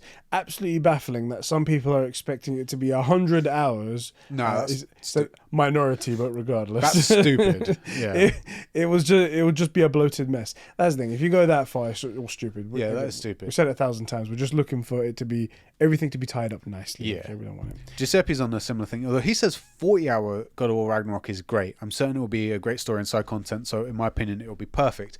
But the problem with that is that's 40 hours for the whole thing. Yeah. Do you know if he knows about the balance and he's still okay with it? That's cool. But Yeah. is that okay with you? That split, that 2020. Yeah, like 20 hours for the main story and 20 for the side content. That seems short to me. I think we said this is our sort of final thing on it. The main story, from what we understand, needs to be somewhere in that 30 plus hour range. Yes. And then if there's also 20 hours of side content, that's great.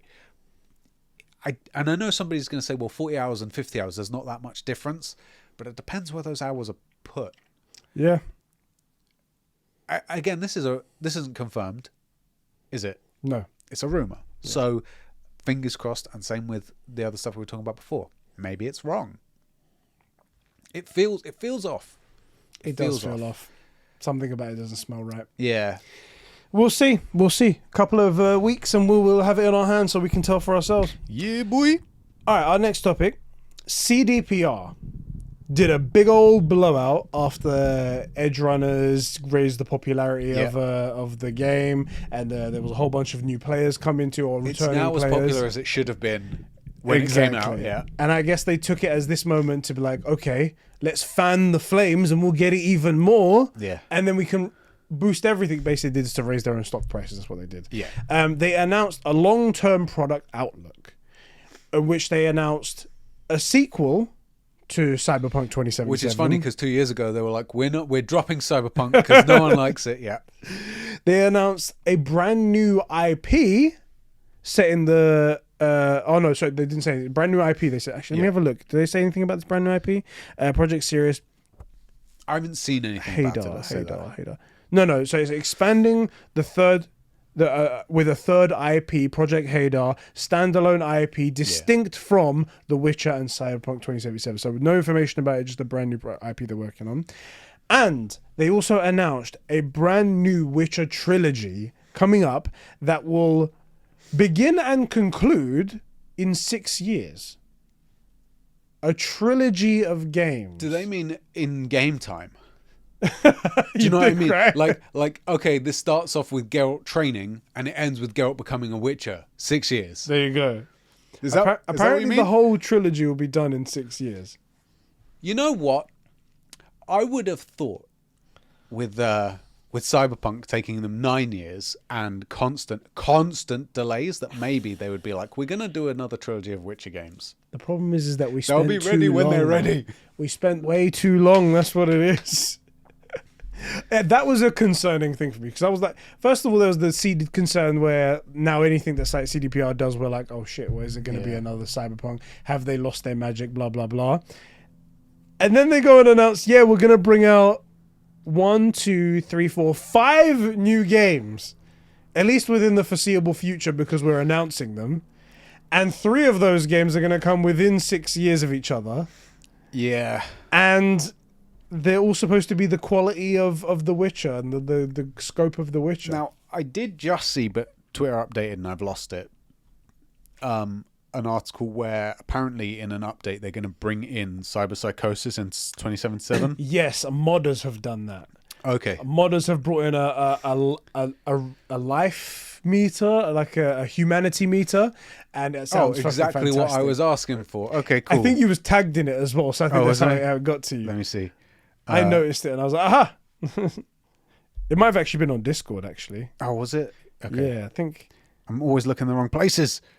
Well, I'll find it. Let's not worry about it. But that would be great. Yeah. It's exactly what Cyberpunk needs. Here's the problem with CDPR.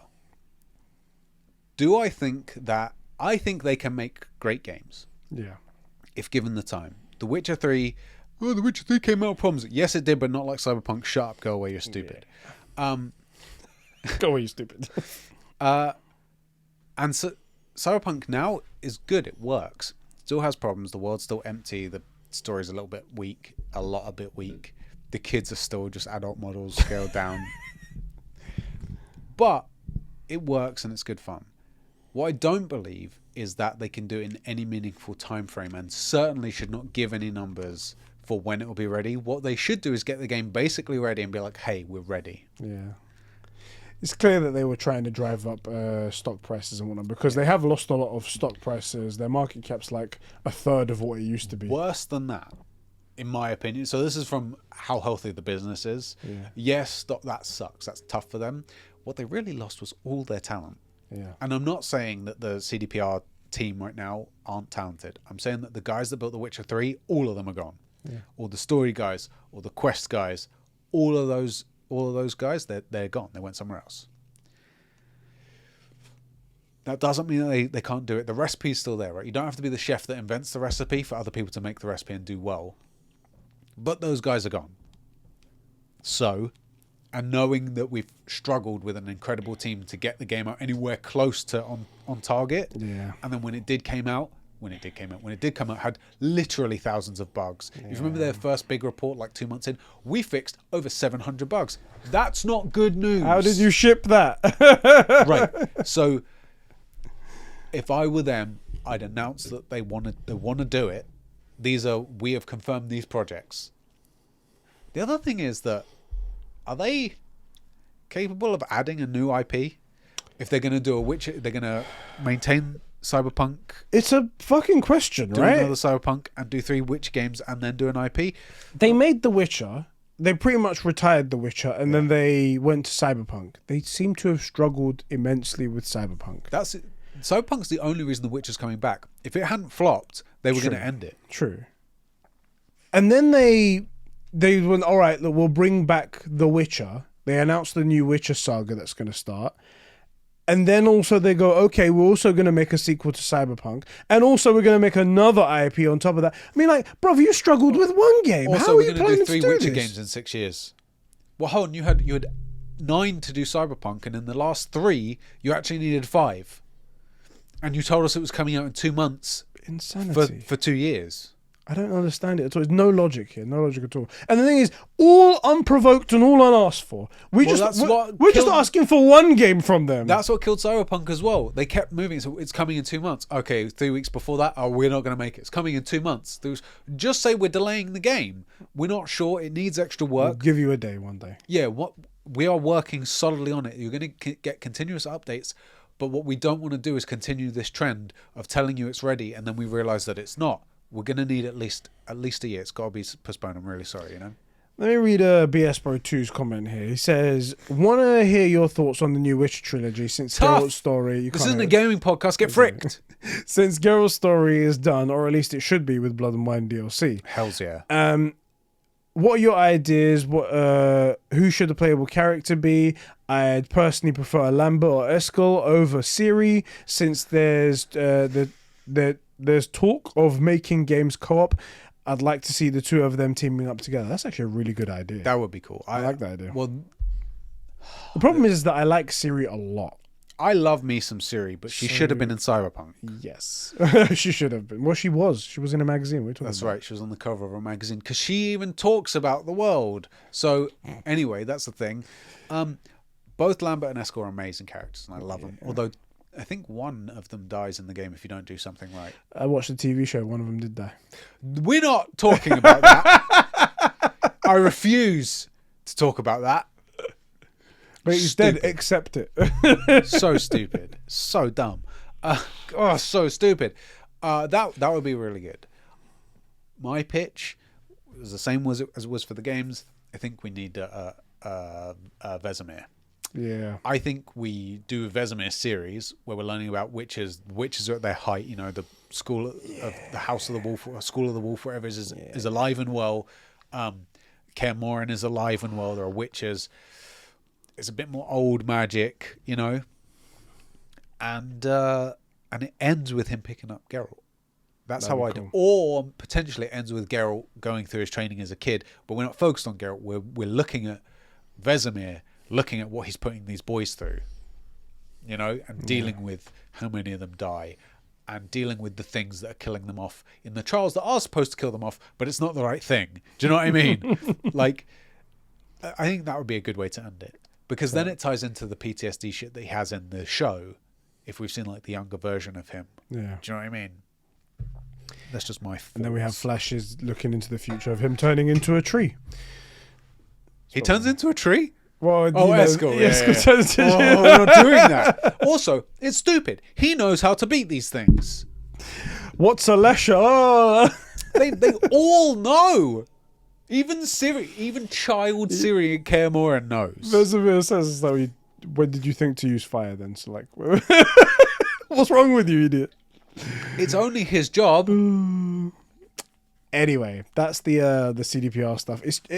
This announcement to me was more troubling than excitement. I want it to be good news, but it isn't. I am excited for more Witcher, but also the rumors are that apparently the next gen update for The Witcher is still coming. Apparently it's coming in November, which everyone's got a wide open November, so it's a good time to drop that, I feel like. Right. The problem is that, do you know what? It's not even going to be impressive. No, it's not. I bet you it's going to come out and they'll be like... It's going to be like the GTA games. Exactly. And you can't see through the rain and stuff. They've hyped it up, and I'm just like... They should have shadow dropped it. Exactly, just about it's an FPS update. Here you go. It's free anyway, so it's not like you need to pre-order anything. It should have. That's it. They should have just been like, it comes to whenever, make sure it's ready and has no freaking bugs, and then be like, hey, we're still working on some Cyberpunk stuff, but in the meantime, if you haven't tried that out and you love The Witcher, here you go. There you go. That's what they should have done, and that would have gone a long way for their goodwill. It's the problem is they're trying too hard to be a corporate game development company. Yeah. And that is meaning that the company itself is suffering. They're losing good talent and they've lost a lot of goodwill from their customers. They need to rebuild that, and then that's the thing. That's why they had such a huge boost with The Witcher 3, because all they did was deliver. All they did was deliver unasked, and it had bugs. Shut up. Roach twerking was sexy. It's not a bug, right? It's a feature. It's part of his character, okay? Like, that's the way to... Also, they had a sense of humor. There were those... did you ever end up playing that Roach quest? Yes. Like, they had a sense of humor about it, good. right? And that's because it was funny little stuff.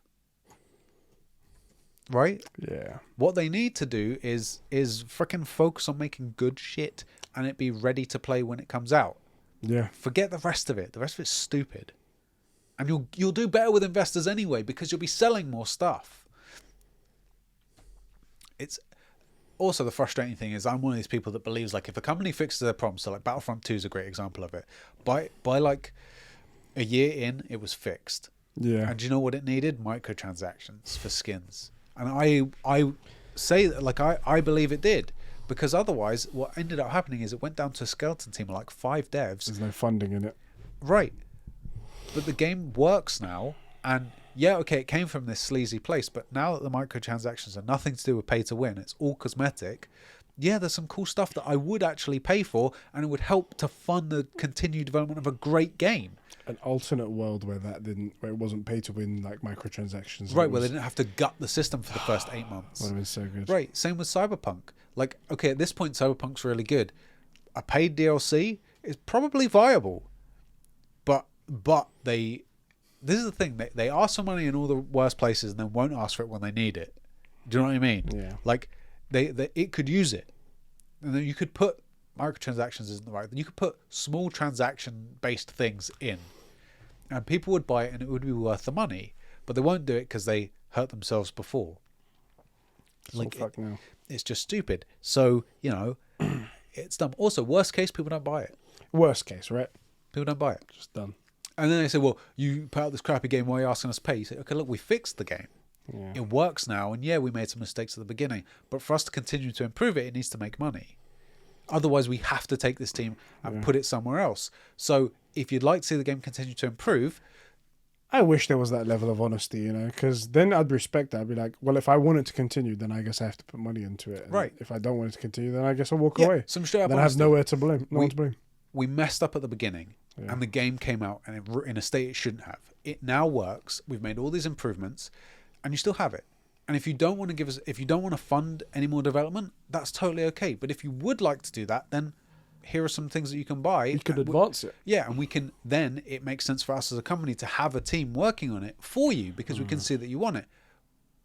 But, you know, those mistakes have already been made. We're a whole new team now. This is where we are today. If you'd like to see Cyberpunk 2077 continue and get DLC and stuff, well, here it is. You can purchase it. Otherwise, we're going to move...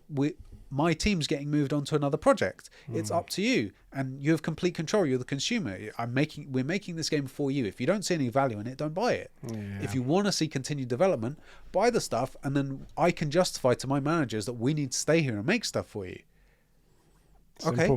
Simple. Cool. Yeah, like consumers are, even though a lot of gamers are kids, consumers aren't children, and they shouldn't be treated like children. There should be an honest understanding of why things happen. You know? Yeah. Lack of explanation is really what it is as well. Yeah, it's because they don't want their investors to know. But the problem is investors also aren't stupid. And they're going to see that your customers are pulling out. Yeah. Anyway.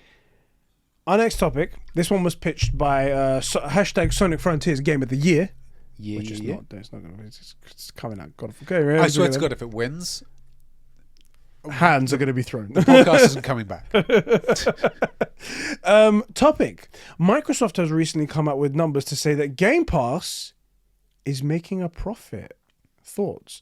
Incorrect. It's actually incorrect, unfortunately. What it is that a lot of people who are either misinformed or people who are deliberately trying to manipulate numbers have come out to say that Microsoft is making a profit based off of a part of the document that was released from they're trying to argue whether or not they can purchase Activision and Blizzard. Yeah. In Brazil, it was approved, which I don't know why Brazil is somehow... I don't know why we care about Brazil. Why we care about Brazil and why Brazil is involved anyway, because it's not a Brazilian company. It's not... Both of the companies are not Brazilian companies. Yeah, and as far as we know, they're not registered in Brazil or anything. It's not like the company's registered there for tax reasons or anything. That's like you going and it's like, I want to buy this car. And the dealer going, yeah, I want to buy this car. And then a guy who walks by is like, yep, you can buy the car. Cheers, buddy. Carry on. I don't get it. But Yeah, anyway, a bit weird. This thing came out and it basically broke down from how much the money they make from Game Pass. This is the first official revenue number that we get. $2.9 billion coming from Game Pass, which is not a small amount of money. No. It's good. It's revenue coming in. It's actually more than I thought it was. Exactly. Quite a lot more. But it's revenue. It's not profit. Yes. And they didn't say how much the cost is, and they didn't say how much profit they're making from this service. Because they can't say how much profit they're making, and because that's for legal reasons, they can't say they're making a profit if they're not making a profit. It means they aren't, unfortunately. This is a revenue number. It's a very good revenue number. This is the exact point where it would be for them to say, this is how much, this is our revenue, and this is the profit. Like, we are in profit. They would have said we are in profit. Instead, they said this service makes this much gross revenue. Exactly. So those are different things. One interesting thing that happened, this was a bit weird. They also showed their subscriber growth to the Brazilian government for some reason. And it shows that they are currently sitting at 25 million subscribers. Now, oddly, they announced 25 million subscribers back in January. Yeah. So are they... I'm confused. Also, isn't that down? Weren't they at a high of 28? I think... The highest official number we got was 25. Okay. But I think there was a weird call with the CEO of Take-Two. Oh, I remember that. And they were mentioning some weird stuff. And the guy threw out a number and he was like, we'll have to wait for the... Yeah, I remember that. Yeah. And so either it hasn't changed or they lied back then and it's been slowly increasing as it really should be going on. Or they do what they always do and they've run some extra campaign to get the numbers back up because it's 3 months free Game Pass, or they allowed another exploit to get Game Pass for a year for $1 or something. Like, this is the thing. This is why Game Pass doesn't make money, and this is why Game Pass is bad. It's not just that Game Pass needs to make money. It's that, well, do you know what? I'm not going to get into Game Pass. It doesn't seem to make money, and also from their numbers, they said 50 million users. Yeah. Microsoft's estimation was 50 million users to break even. I've stepped away from that number because it was so long ago that they mentioned that, and so much has changed since then. It has to have changed by now that, because they've purchased so many people that number has to have gone up. To be clear, what you're saying and I'm giving them the benefit of the doubt on this because it's still unattainable. But you're saying the reality is that number is much higher. Yes. It has to be. So for once, They've I'm spent being so much money, optimistic. and I'm being the pessimistic one. And optimistic is they are halfway towards break even. Yeah. Right? They are halfway towards this makes sense. And they're not there yet. So, you know. But hey, maybe Brazil knows something we don't know. Brazil, I'm so confused by that, brother. I'm so It confused. is by that. really weird. That's probably out of left field. Can I say something right here? So I haven't brought up as a topic, and maybe we just very lightly talk about it. But I am sick and freaking tired of this whole Activision Xbox Bethesda deal. Yeah, we can Not end this Bethesda, today. sorry. It's so freaking annoying. And do you know what's most annoying about it? Is how stupid everyone is talking in this whole thing. The fans I can understand because end of the day they're just people. They're not like professionals or anything like that. Yeah. But what I can't understand is how Xbox and PlayStation are talking like they're complete morons. PlayStation have some genuine concerns. They lay those out, but maybe they feel like they haven't made enough points that they then go and say all this ridiculous dumb shit that doesn't make any difference.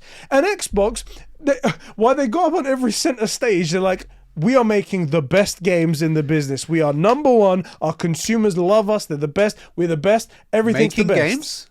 Easy, yeah. That's what I'm saying. And then they turn around to the CMA, these people that are like holding them back. They're like, we're in third place. We're stone dead last. We're nothing. We don't make anything of value. PlayStation make all of these great things and they're the best. They're number one. They're bullying us. And even if we was to buy Activision Blizzard, they would still be number one. That's how shit we are. We are so... Imagine, they said that literally in the thing. They're like, if we purchase thing, then we will still be in last place. What an admission of terrible crap your company is in if you purchase the biggest publisher and you cannot still make it ahead. I heard a really great expression. Go on. Basically, this sums Microsoft up in this case really well. They're cry-bullying. So they're complaining that they're being unfairly treated so that they can unfairly treat people. Yeah. You know? Yeah. They're bullying you by saying how weak they are. And it's like, first of all, you're Microsoft. You know, biggest company in the world. Yeah, like it's so stupid. I saw an excerpt. Where the fuck is it now? Here we go. Okay, so this is the real reason. So while all there's a bunch of like satellite concerns around this thing, this is the main thing that the CMA have pointed out in this whole thing, right? And it's completely valid, and it's what we've been saying for ages. It says the CMA have found a pattern of Microsoft acquiring development studios and making their upcoming games exclusive to Xbox. All these studios that have that developed games for other gaming consoles before being acquired by Microsoft. These titles include ZeniMax Media, who says Microsoft chose to make several ZeniMax major gaming franchises exclusive to Xbox, including upcoming games like Starfield, and based on public statements, Elder Scrolls Online, following its acquisition. Obsidian with Outer Wilds 2, Avowed, are all Xbox exclusive now. In Exile, are developing an Xbox exclusive game, and Ninja Theory with their exclusive games as well. So they have credible concerns. Yeah. But Xbox is all pretending like, oh, you're listening to Sony and not listening to us and stuff like that. It's like, what's your answer for this then? And what's to tell us that you're not going to do that in the future? But and also, and this was not a point you would make in a court, but like, you already have some great IPs. Why don't you do something with them? That's another point as well. So they brought up a point. They went, oh, PlayStation in, I think it was like one of the years they picked, they had between first party and third party deals, they had something like 150 or however many is exclusive games to the PlayStation 4. And they were like, that was 5 times more than what we had on our console. And I'm like, so what you're doing is admitting that you didn't do your job. Yeah, you admitted that you were lazy. Because you can make games. There's nothing stopping you from making a game, but you didn't. You have 70 billion to give to a company, but you don't have $5 to give to a fucking development team to make a game? Right. That's your own admission. Even if you take out the third party stuff, which, again, you're free to approach any company and pay them any amount of money, but you're choosing not to. And you're using that as a con against... That's your own fault! These guys made and purchased to be made games, and we didn't. Oof! Look at these villains. PlayStation, you villains. You know, and like, what happened to Halo? You did nothing with it. What happened to Gears of War? You've done nothing with it. Like, there's plenty of stuff. Arguably, Halo is one of the games that brought gaming into the mainstream, brought FPSs into the mainstream. I would say it's the game that did it, because Call of Duty wasn't anything until 2007, where it could butt heads with Halo, you know, in COD 4. So like, you had stuff, you got Forza, you got a lot that you got options, and you're choosing to whine that another company's going out and making it happen. Basically, imagine you're like an athlete, and you're like, look, Usain Bolt's got the fastest record ever, and I'm over here like, he trains 6 days a week. I only train twice a week. This isn't fair. This isn't fair. So you can train more. You can train more. Now, as I said at the beginning here, both sides are saying stupid shit. PlayStation saying their own dumb shit, especially in regards to been stupid. exclusivity as well. That they're talking about like exclusive stuff within Call of Duty, and like if it goes to Xbox, then they'll make stuff exclusive to their consoles. Like you've paid for like 30-day access for like maps and stuff like that. You've done stuff like that too. That shouldn't be a concern. But they're bringing up these extra shit just to make it seem like they have a laundry list of stuff to complain about, when really it's just these like 4 core things. Microsoft also chose to complain about something else as well, and this is really I want to touch on that one thing about the exclusive stuff. What they should have said is the exclusivity deals, where there's like short-term limited access to one console, is a commonplace thing. Yeah. And that isn't a concern, because we've done it where they've had deals with Activision, we've had deals with Activision. This is a normal thing where like someone pays for an exclusive for it's only in 30 days. Yeah. And it doesn't affect the game in any meaningful way. It's just whether or not you get a new map early. And even that's then, it's common practice. It's a negotiation thing, and it's open to everybody. They can Activision can say no, and then turn to Xbox and go, "We want you." right? Or just say no. The map. It's comes a free out when it comes market, out. Right? But if you buy someone, then there's no free market left. Right. Exactly. That specifically colors the water, muddies the water. Yeah. Right. Like that should have been the argument. Yeah. So instead, like, and this is our thing.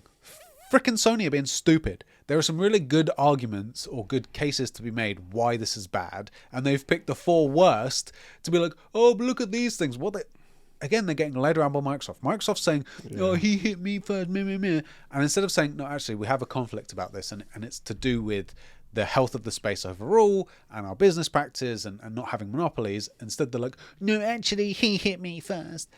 What are you doing? They're so easily led. I frickin' hate them. Microsoft made this one point that really pissed me off as well, because it's clear what happened in the background is that they offered to put Game Pass on PlayStation, knowing full well that that's a ridiculous request. Yeah. And it was immediately going to get shot down because it doesn't make sense, because they But have we their own business. tried to offer a peace agreement. Sony has chosen to block Game Pass from PlayStation, so it's only so it's not available on PlayStation, as all games there are available on Game Pass are also available to purchase. PlayStation gamers will continue to have the ability to purchase games like Call of Duty on PlayStation, and doing so will cost less than it would be to cost to Switch. And buy a new Xbox console. So they're saying, like, if they put Game Pass on there, then they wouldn't switch from PlayStation to Xbox because they can have Game Pass. It's like, yeah, but they're not buying the game then, and that's how they make their money. That's the way. Imagine Audi was like, Mercedes is refusing to sell our cars at their dealerships, meaning that they have like. I said the same thing about Burger King. I was like, imagine Five Guys will not allow us to set up a Burger King inside their store. It's like, hold on. Can you believe this corporate capitalist bullshit? Like, that's not a point. Like, of course they won't. You're a competitor. That's how it works. It's like, you're literally going to sell the thing that we sell, so we can't make those sales. It doesn't make any sense. Like, I hate the stupidity, because also people buy it. They're like, yeah, well, just let it on your thing. No, it's competitor service. This is the thing. But iTunes won't let me integrate with Spotify. That's right. Because they're competitors. They're so dumb that these words, they're being spoken to lawmakers, and lawmakers, they don't understand what's going on. So I understand why they're really terrible arguments. But what I can't stand is people online that take these things and go, you're in the gaming industry, you know what's going on. Anyway, this is the last I'm going to talk about this because I'm really fucking sick and tired of this. Either it goes through or it doesn't, I don't care. I'm just going to I want to move on with my life. Any of you guys want to talk about it, feel free to talk about it around me, but not with me. Yeah. Oh boy. Let's have a look. Is there any more comments? One final thing. PlayStation Stars, a brand new program, launched everywhere. Today was the day that it launched in the UK. This is a program that PlayStation have come up with where it's free to join. If you're a PlayStation Plus subscriber, you just join automatically. Well, you have to opt into it, but you join. And every game that you purchase, you get like certain amount of points added to your PlayStation Stars program.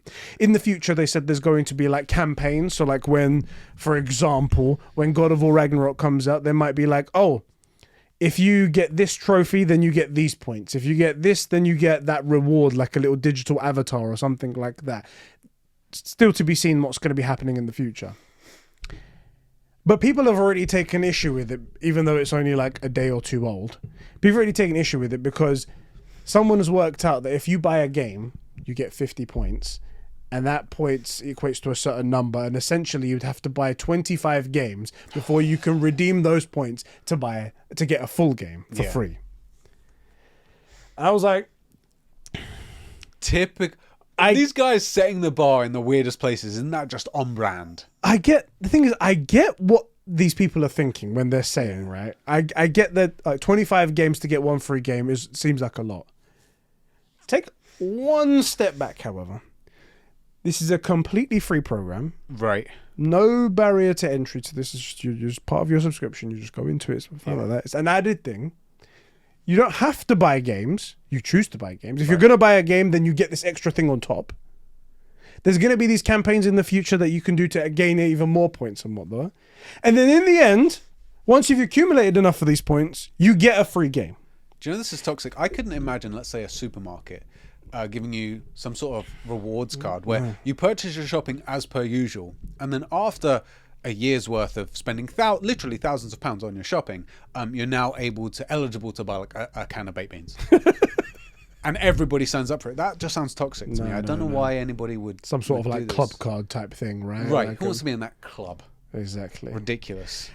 Do you know what club I wanna? I want a club baby seals. This is stupid. It's free. It's extra. That's the thing. Like, so I'm gonna read out something. Although it does feel like 25 is a bit high.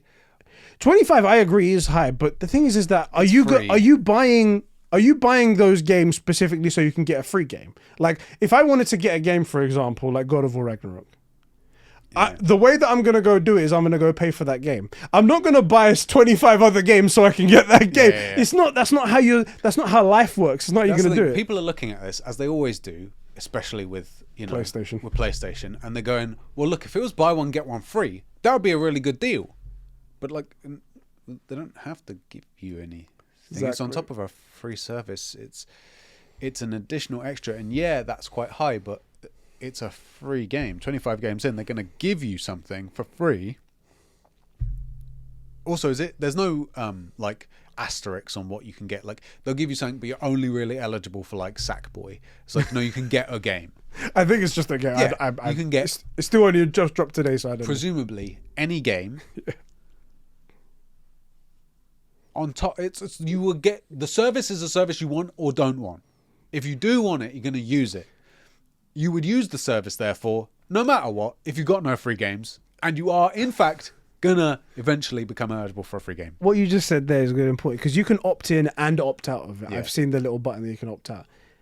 If you have a problem... Sorry, did we not make that clear? I thought... No, I'm about to make a point about that. So, if you have a problem with, like, 25 games to get one free game is ridiculous. Opt out. Then you're just losing. Then you can buy 25 games and not get a free and game. Not get it's only a positive. You don't pay for anything for this thing. So I don't understand the outrage. I can't understand the outrage because it's free, because you choose to opt into it. I feel your idea, but I think you need to take one step back. This is one of those things where people immediately jump at the first thing they hear when really they should take a second to think about what's going on, analyze it, and then come up with their answer. Right. And if you do that, you're just going to make yourself look dumb. Yeah, I mean, looking dumb on the internet, we've never done that. No. I'll read this one from BS Bro 1. He wrote in, he says, PlayStation Stars is a mess. Compared this to Microsoft Rewards, something I've used for a good few years now, I've noticed that, okay, it goes into a lot of things now. 5,000 points equals £5, whereas 12,000 points is Game Pass Ultimate. Earn points by doing polls, buying things, getting achievements, quizzes. The average points seen is 40 days and £50, 5 points. He's been saving up and he spent it for Gotham Knights, which is a terrible waste of points. Well, at least it's not his money. Good point. Game Pass quests also paid to reward eligibility. In summary, the the numbers of PS points are lower for a similar value, so they are worth more, but they also seemingly a lot tougher to accumulate, with PlayStation Plus being forced payments for a better customer service. With the forced payments for better customer service, that's really not a good look. Maybe I'm wrong about the system, and I hope I am, but if not, I'll tell you one thing. You can't use a browser to gain points, so they don't own a browser. There you go. The other thing is they don't own the Azure servers that in 2020, the Azure servers alone made more than Microsoft in 2016 did. Microsoft can throw money around, and Sony is a business, and here's the key thing. This is what I would take overall when we look at the business per se. Microsoft has all this money and will like give away all this stuff, but it's worth what you pay, which is nothing or basically nothing, and you get shit. Right? How good was Halo Infinite? Oh yeah, that's right. Versus what you get on Sony. So, okay, yeah, it's tougher, but what's the quality of games? You know, one of these models says you should pay money for your games and we'll deliver you good games. And then they say, look, pay money for your games, we'll give you good games, and if you buy enough, as a show of appreciation, and yeah, it's quite high, but we're going to give you one for free. Of a service that didn't exist before, we're just trying to add value. The other side says, you get what you get, deal with it, because it's cheap. Also, it's just to clarify as well, it's not like you need to get this amount of things, hit this threshold, and then you get a free game. It's you're getting these points which you can convert into various denominations of like PlayStation credit. Yeah. So if there's a game that comes out for 30 quid, then you're halfway there, half the amount that it needs to get there. So it's all things like that. Yeah, it's not a case of you need to buy 25 games and then they'll let you get any game. Now you can upgrade a game. It's not the idea is it's 25 games to accumulate enough points to be worth a current day full price game. Yeah. But if you wanted to buy, what's something we bought recently was 30 quid? Stray. We didn't buy it because it was on PlayStation Plus Extra. Well, you know what I mean. Yeah. But like, let's say you wanted to buy Stray, you know, you don't have to get to 25 games. Yeah. It's an additional extra from a business model that says you pay full retail price and we can develop the best games for you. That's one of those things. So it's like, it is apples and oranges comparison here. And another apples and oranges thing as well is that Microsoft Rewards is actually very good. I like this little extra flavor that they've added on top of it. It's actually really good. Plus the fact that you can use Bing to work towards it. So all you do is just like quizzes and stuff like that. It has been out for a very long time, and I imagine it was very different to what it was when it first started. Same thing's probably going to happen here. They'll tweak things. They'll make things go up and down. Unpopular opinion. I don't think it should. I also don't think they should have done this. I think this should have been like for redeemable, like otherwise free or cheap stuff. Honestly, I was completely fine with it. I don't see too much wrong with it anyway. I mean, like they give you digital collectibles when you do certain stuff. Yep. Like I did the first 3 that was available, which was like play a PlayStation 4 game or PlayStation 5 game, and I booted it up and I got these things, and I was like, I think that's better. Okay. It doesn't do anything to me, but as a trophy hunter, I was like, I do think stuff like that in the next 10 years will become bigger when it's like NFT stuff. And again, I know that's a really unpopular opinion. Easy. You're on the internet. But like, NFTs. dude, make skins and game ownership NFTs. Yeah. There's no reason that you shouldn't be benefiting off secondhand digital sales and skins. Like if I have a rare skin for a character I don't play in a game, why can't I sell it and both you and me make money? Sony and me. Do you know what I mean? Like we should be able to do that. And okay, even better, make it in-game, make it Sony currency. Make it Sony's dollars. You know, where like, okay, I sold the skin and okay, I got £1.50's worth of Sony credit. Well, I'm £1.50 closer to my Stray game or to my next, like that makes sense to me. But it doesn't make sense. I know people are going to hate this. It doesn't make sense for me to me for them to give away a game. I don't think that's the best way to do this. Hey, they're the big Sony pony. They're big boys. They can make their own decisions, right? They can do that. Okay, and that's all the topics that we have. I just want to say, by the way, guys, I have read through your comments. I didn't know if we were going to talk about it on the podcast. So, like, Tailgate has a thing here. Alpha has a thing here. I've read it. We just hate you. Right, like and on this last episode ever of the True Gamer podcast, this is the final episode. We're gonna ignore it. Shit, True Gamers. Oh God! Our bros over at patreon.com/conbrosations. You support us at the True Gamer tier. Oh God! Which is never forgotten. Never forgotten. Never forgotten. Are great people who support us at the $5 tier. These True Gamers right here. I just need to find them now. Here we go. Okay. Those people are Adam the High Quality Potato, Gams Master, Sheps' Crusty Right Nut, Isak Manny, The Bat Fan, Adam Sunling, Clark 53, Mikey T, Sab2557, Cats Bacoral, Joe McCormack, hashtag Make Nice Guys too, please for the love of holy fuck Hollywood. Gerald Tucker, Fishy, The Jackal, John Infinite, Max H, Alpha Aquilili, Cobra SS, Sonic Frontiers Game of the Year, Sam Mason, and Super Whale Ben. Thank you guys so much for keeping the lights and Max on. And we never forget you. Yeah, we never forget you. On that note, because obviously the podcast isn't over because we wouldn't have read you at the very end, Tailgate did say, thoughts on the Mario movie trailer, which is gaming related because Mario is a game, obviously. And then he said Jack Black sounds excellent as Bowser. I personally don't think Chris Pratt sounds that bad as Mario. What do you think? Did you see the trailer? I did see the trailer, and it confirmed my suspicion, because everyone was like, oh, Chris Pratt's going to do a funky Mario voice. Me, Mario! Yeah, and someone actually did an edit version of that. Did you hear the edit? So it was, what did he say? He goes, he says, here we go at the end, but he doesn't do it in the voice. Yeah. And someone edited in the Mario voice. Here we go! Here we go! And I was like, I don't know what you're talking about. It sounds great. It was a hilarious thing.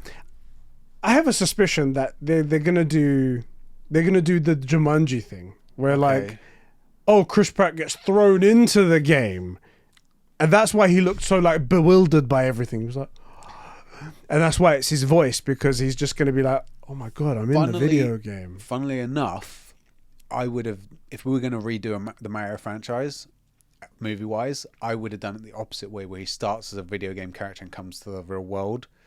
So we get live action Mario, because we had that in those old school movies, which are perfect and flawless. Obviously, and then it's sort of like a Wreck-It Ralph situation, except instead of getting back to his game, he's trying to get back to life, to a game. Do you know what I mean? Oh yeah, it's because he's in the real world.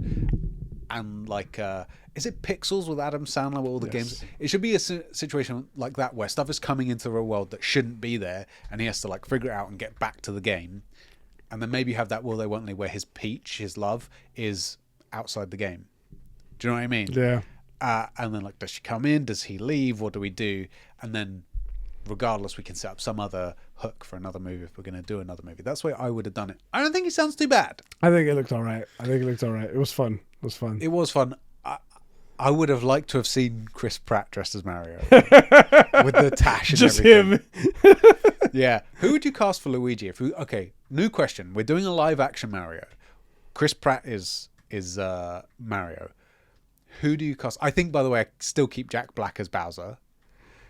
Who are you casting, physically to look like Luigi, Peach? Joe Pesci. Really? No, I just thought of some weird, someone who Italian, I guess. Yeah. That's about it as far as I went. Racist. Have you got any like? I think Ana de Armas for Peach. Blonde Ana de Armas, Sweeney. What's that woman's name? Sweeney Todd's the only Sweeney I can think. Heavy set. Heavy female breasts. Female breasts? What are you talking about? Captain Raymond Holt. He every time he tries to pretend to be heterosexual, he's like, "Oh, I love my female wife with heavy female breasts." Sydney Sweeney? Yes, that's it. Sydney Sweeney. What's she from? Euphoria. I know her from. I don't know Euphoria. You need to watch the first episode. It's I understand. I shall watch the first episode of Euphoria. It's yeah. Or maybe Alexandra Daddario for Peach. Oh yeah. Princess Peach. Who would be Luigi? You need to find someone super tall and skinny. Oh, what's this guy's name? Shit. Talk amongst yourselves, boys. I got the guy who played in the Sorcerer's Apprentice. Not Nicolas Cage, the other guy. Nicolas Cage. The other guy. No, Luigi. No, the other guy. The other guy next to him. Jay Baruchel? Is he like a skinny guy? That guy. Yes. Him for Luigi. I was thinking a similar dude. He has a whiny voice like him. Luigi's a freaking hero. I'm a Luigi. I'm a number one. I'm sorry, but I saw him in that haunted mansion. Yeah, Mario! Mario! Shit, what's that guy's name? There's a tall, skinny dude who's been in a bunch of is it Road Trip? Road Trip cast. Is that him? Tall, skinny dude. Yeah, you'll know him. The second I show you him, you'll know who I'm talking about. This dude, DJ Quails. What? That's not a real name. I think it's DJ. Oh my Quails. god. Quails. Okay, I know this guy. I don't think he's not a DJ. I think his name is DJ. Where do I know him from? Every comedy, he's also in he's in Supernatural. He's in a bunch of those sort of TV type things. There's a movie called Road Trip, Euro Trip, stuff like that. He's in that. You know him from a bunch of stuff. There's one. No, there's one movie specifically I'm trying to think of, and I can't. I know. I'm looking up his IMDb, but he's my Luigi. DJ what? DJ Quails. Qualls. Qualls. Yeah, hold on. Creepshow, Z Nation, the man in the High Castle. I know where I was thinking of him from. So he was in one of the episodes of The Big Bang Theory. Yeah, that makes sense. Yeah, and I see him on there. Yeah, okay. All right, cool. That's all. Yeah, he's my Luigi. I can see it. Boys, write into the show and let us know who you're casting in a live action modern day Mario. As this is the last episode ever. Ever. I think it's fitting that we... Ever.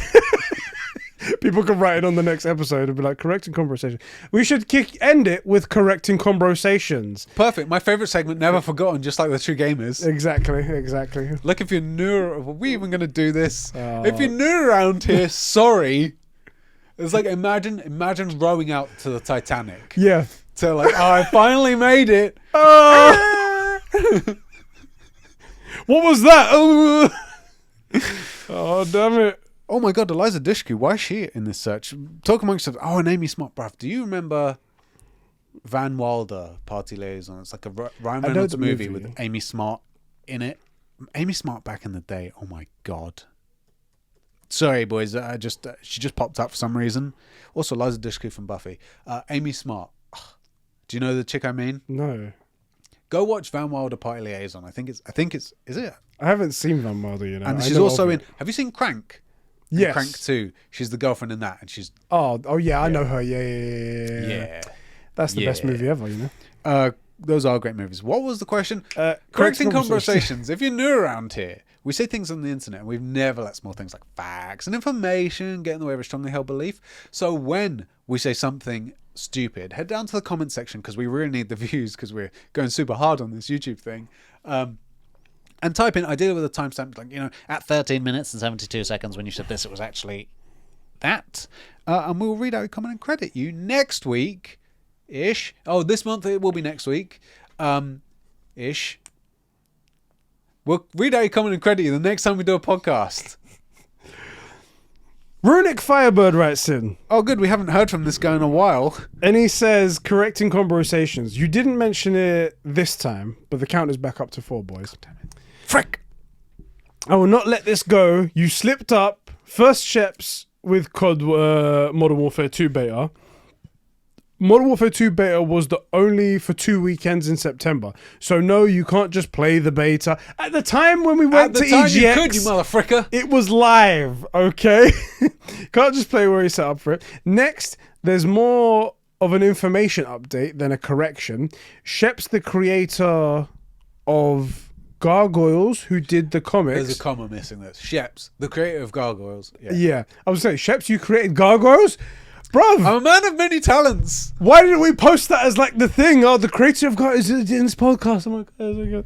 Anyway, who did the comics and the show is working to bring it back and has all planned out and just needs Disney to greenlight it. And Gaming. the actor who played Goliath in the main Gargoyle is prepared to come back to voice him again. Just want you to feel excited about it coming back, as I am, because it's an absolute banger show. It was an absolute banger. Completely agree. Although, how old is that voice actor? He's got to be like 70 now. Gotta be. But you two can be off in your corner and just being happy about it. That's freaking awesome. Also, potential recasting for my Luigi, maybe Tom Green, who is like I don't think he's that funny, but he's got the right look for it. I see. I know him. Yeah, he's kind of funny. Anyway, that's banging news about Gargoyles. Do you know the show? I remember something like that, yeah.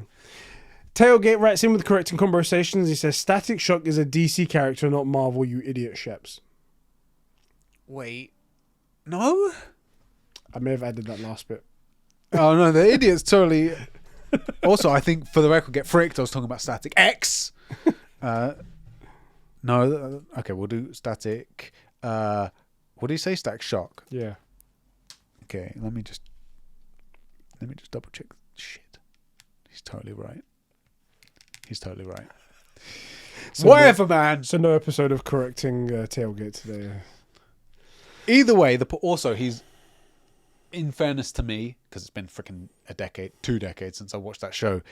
It's a very Marvel-esque show, right? Like it's he looks like a mutant. Here, look. Let me find some art for it. Yeah, so like if you saw that, you'd think, okay, that's a Marvel show. Probably, right? Yeah, it looks like it looks like a newer X-Men type thing. Although then again, you got Justice League and not Justice League, Teen Titans, and that looks very similar. I'm an idiot, all right? Freaking okay, I got it. Shit. But a game about him sounds cool regardless. If it could play similarly to the first 2 Infamous games because the protagonists in those had lightning powers. That's as well. what I'm thinking. Yeah. Also, I think I mentioned it. He has this disc that he like electrocharges and sort of surfs around or skateboards around on it. You did, yeah. Oh, it's such a good show. Also, Goliath, the main gargoyle in Gargoyles, was voiced by Keith David, and the same guy who voiced the Arbiter in Halo. Oh, no way! There's a reason. Anderson in Mass Effect. Oh, shit. So that's why he sucks. Okay. Is it? Oh, yeah. Okay. And that's all the correct conversations. Man, for the last one, you think you guys would have written in with a bit more? Oh, that's him. Yeah. Oh, that guy's cool. I like that guy. He's amazing. He's the guy that played in Death Stranding as well, right? I think so. Yeah, he played Is it him? Deadman? Deadman. Die Hardman? Die Hardman. Yeah. It's all about dead shit, you know? Yeah, there's a bunch of dead shit. Yeah, he's got... He's a oh, great wait, guy. was he... Did he play... He did... He did. Okay, cool. And, sorry, I'm just... Yeah. Geeking out. Yeah, totally geeking out. He's such a good actor, man. Yeah.